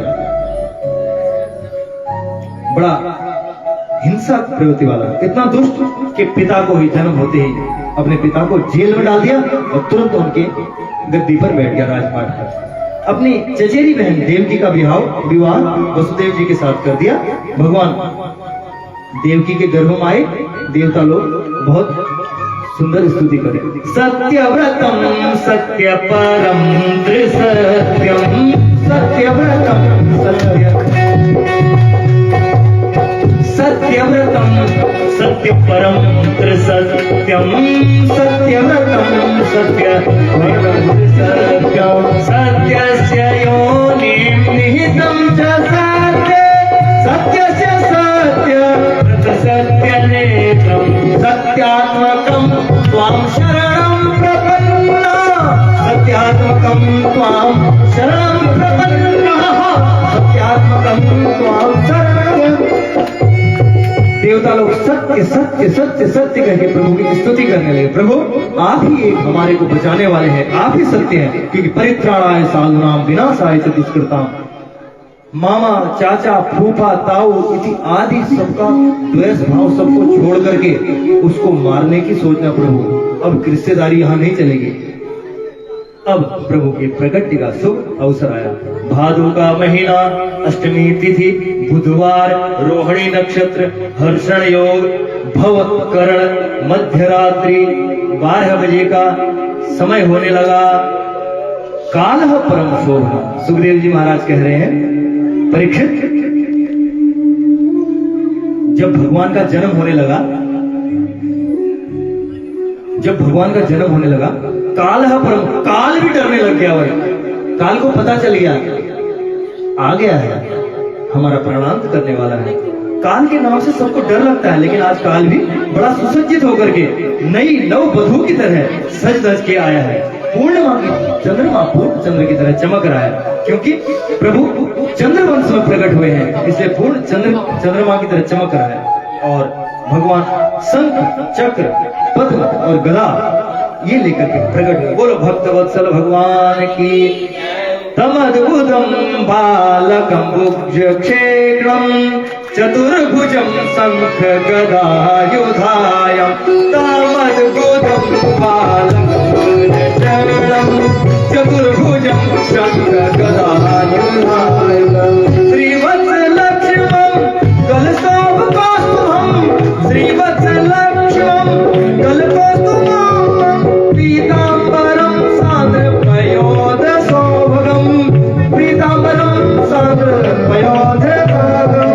श्री राम जय राम जय जय राम, श्री राम जय राम जय जय राम। बोलो श्री रामचंद्र की, बोलो कृष्ण कन्हैया लाल की। अद्भुत बालक है, नेत्र कमल के समान है, 4 हाथ वाला शंख चक्र गदा पद्म लिए हुए बालक, नग्न पैदा होते हुए लेकिन पीताम्बर ओढ़े हुए ऐसे अद्भुत बालक को देखकर वसुदेव देव की प्रणाम कर रहे हैं। और भगवान बेटा बन के आए हैं वहां पर गोकुल में, और प्रभु का सुंदर वहां पर ओम नंद के आनंद भयो जय कन्हैया लाल की, नंद के आनंद भयो जय कन्हैया लाल की, नंद के आनंद भयो जय कन्हैया लाल की, नंद के आनंद भयो जय कन्हैया लाल की, जय कन्हैया लाल की जय हो नंद लाल की, जय कन्हैया लाल की जय हो आनंद लाल की, नंद के हा हा हा नंद के जय हो नंद के आनंद भयो जय कन्हैया लाल की, नंद के आनंद भयो जय कन्हैया लाल की। हाथी दिने घोड़ा दिने और दिने पाल की, घोड़ा दिने और दिने पाल की, हाथी दिने घोड़ा दिने और दिने पाल की, हाथी दिने घोड़ा दिने और दिने पाल की।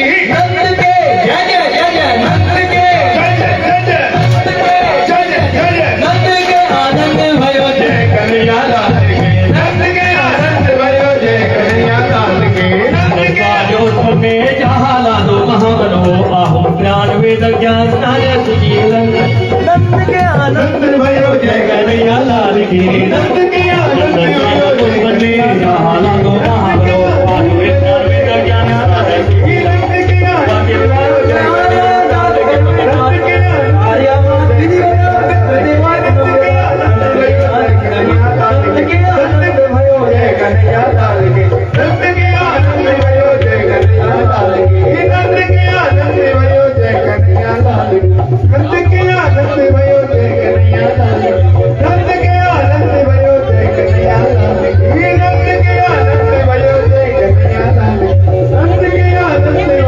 कन्हैया लाल की। सुंदर नील कमल मुख वाले लाला के सुनंदा जी दौड़ करके नंद बाबा के, भैया कहाँ हो, घर में लाला भयो है। सही कह रही है तुम, लाला भयो है। और उनकी खुशी का ठिकाना नहीं है। जिस प्रकार रामचंद्र मानस भगवान दशरथ जी महाराज को बोला, मेरा पुत्र दशरथ पुत्र जन्म सोने का जान देख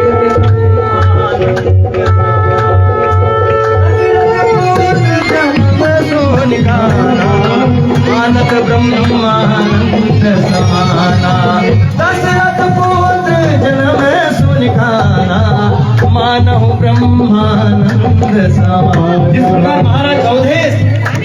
रामचरितमानस में वर्णन आता है, प्रसन्न हो गए थे। उसी प्रकार आज नंद बाबा भी 80 वर्ष से ही नंद बाबा बिल्कुल युवान लग रहे हैं। बहन नंदा सुनंदा को दरवाजे बोला, बहन सही बात बोल रही हो, आज लाला जन्मे। और सभी गोपी ग्वाल मिल करके नंद बाबा को बधाई दे रहे, बधाई हो, बधाई हो, बधाई हो। कन्हैया झूले पल नानक होले धोखा दे जो, कन्हैया झूले पल नानक होले धोखा दी जो, नित होले धोखा दी जो, नित होले धोखा दी जो, नित होले धोखा दी जो, नित होले धोखा दी जो। मेरो लाला जय जय मेरो लाला, लाला झूले पहले नानक होले धोखा दी जो, मेरो लाला झूले पहले नानक होले धोखा दी जो। मथुरा में हरि जन्म लियो है, मथुरा में हरि जन्म लियो है, मथुरा में हरि जन्म लियो है, मथुरा में हरि जन्म लियो है, मथुरा में हरि जन्म लियो है, मथुरा में हरि जन्म लियो है। गोकुल में जय गोकुल में झूले पहले नानक होले धोखा दी जो, गोकुल में झूले पहले नानक होले धोखा दी जो, होले धोखा दी जो, होले धोखा दी जो, होले धोखा दी जो, होले धोखा दी जो। मेरो लाला कन्हैया झूले झूले जो, मेरो लाला झूले पहले नानक होले धोखा दी जो। काहे को यौवन है पालना, काहे को यौवन है पालना, काहे को यौवन है पालना, काहे को यौवन है पालना, काहे को यौवन है पालना, काहे को यौवन है पालना, काहे के लागे बोले नानक होले धोखा दी जो, काहे के लागे बोले काहे धोखा दी जो। मेरो लाला झूले पहले नानक होले धोखा दी जो, मेरो लाला झूले पहले नानक होले धोखा दी जो। रतन जड़ित यक बनो है पालना, रतन जड़ित यक बनो है पालना, रतन जड़ित यक बनो है पालना, रतन जड़ित यक बनो है पालना, रतन जड़ित यक बनो है पालना, रतन जड़ित यक बनो है पालना, रतन जड़ित यक बनो है पालना, रतन जड़ित यक बनो है पालना। रेशम की लागे पालना, मेरा लाला झूला दी जो, मेरा लाला झूले पालना, झूला दी जो। चंद्र सखी भजमान कृष्ण छवि, चंद्र सखी भजमान कृष्ण छवि, चंद्र सखी भजमान कृष्ण छवि, चंद्र सखी भजमान कृष्ण छवि, चंद्र सखी भजमान कृष्ण छवि, चंद्र सखी भजमान कृष्ण। चिरजीव चिरजीव तेरो लल नानक होले धोखा दी जो, चिरजीव तेरो लल नानक होला धोखा दी जो। मेरो लाला झूले पहले नानक होले धोखा दी जो, निक होले धोखा दी जो, निक होले धोखा दी जो, निक होले धोखा दी जो, निक होले धोखा दी जो। मेरो लाला कन्हैया झूले पहले नानक होले धोखा दी जो, कन्हैया झूले पहले नानक होले धोखा दी जो, नित होले धोखा दी जो, नित होले धोखा दी जो, नित होले धोखा दी जो। बोलो नंद के लाला की कन्हैया लाल की, बोलो वृंदावन बिहारी लाल की जय, बोलो आज की पावन आनंद की, लाला के प्राकट्य की सबको बधाई हो, बधाई हो, बधाई हो। आज भगवान के पावन प्राकट्य उत्सव की सबको बधाई। इसके साथ ही आज की कथा विश्राम, कल फिर है 2 बजे हम लोग यहाँ उपस्थित होंगे। भगवान के आज तो रो रहे हैं भगवान, कल इनकी बाल लीला होगा। आज इनको खूब अच्छी चीजें खिलाना और रात भर में स्वस्थ करके कल इनकी बाल लीलाओं का हम दर्शन करें। बोल वृंदावन बिहारी लाल, हरे राम राम राम सीता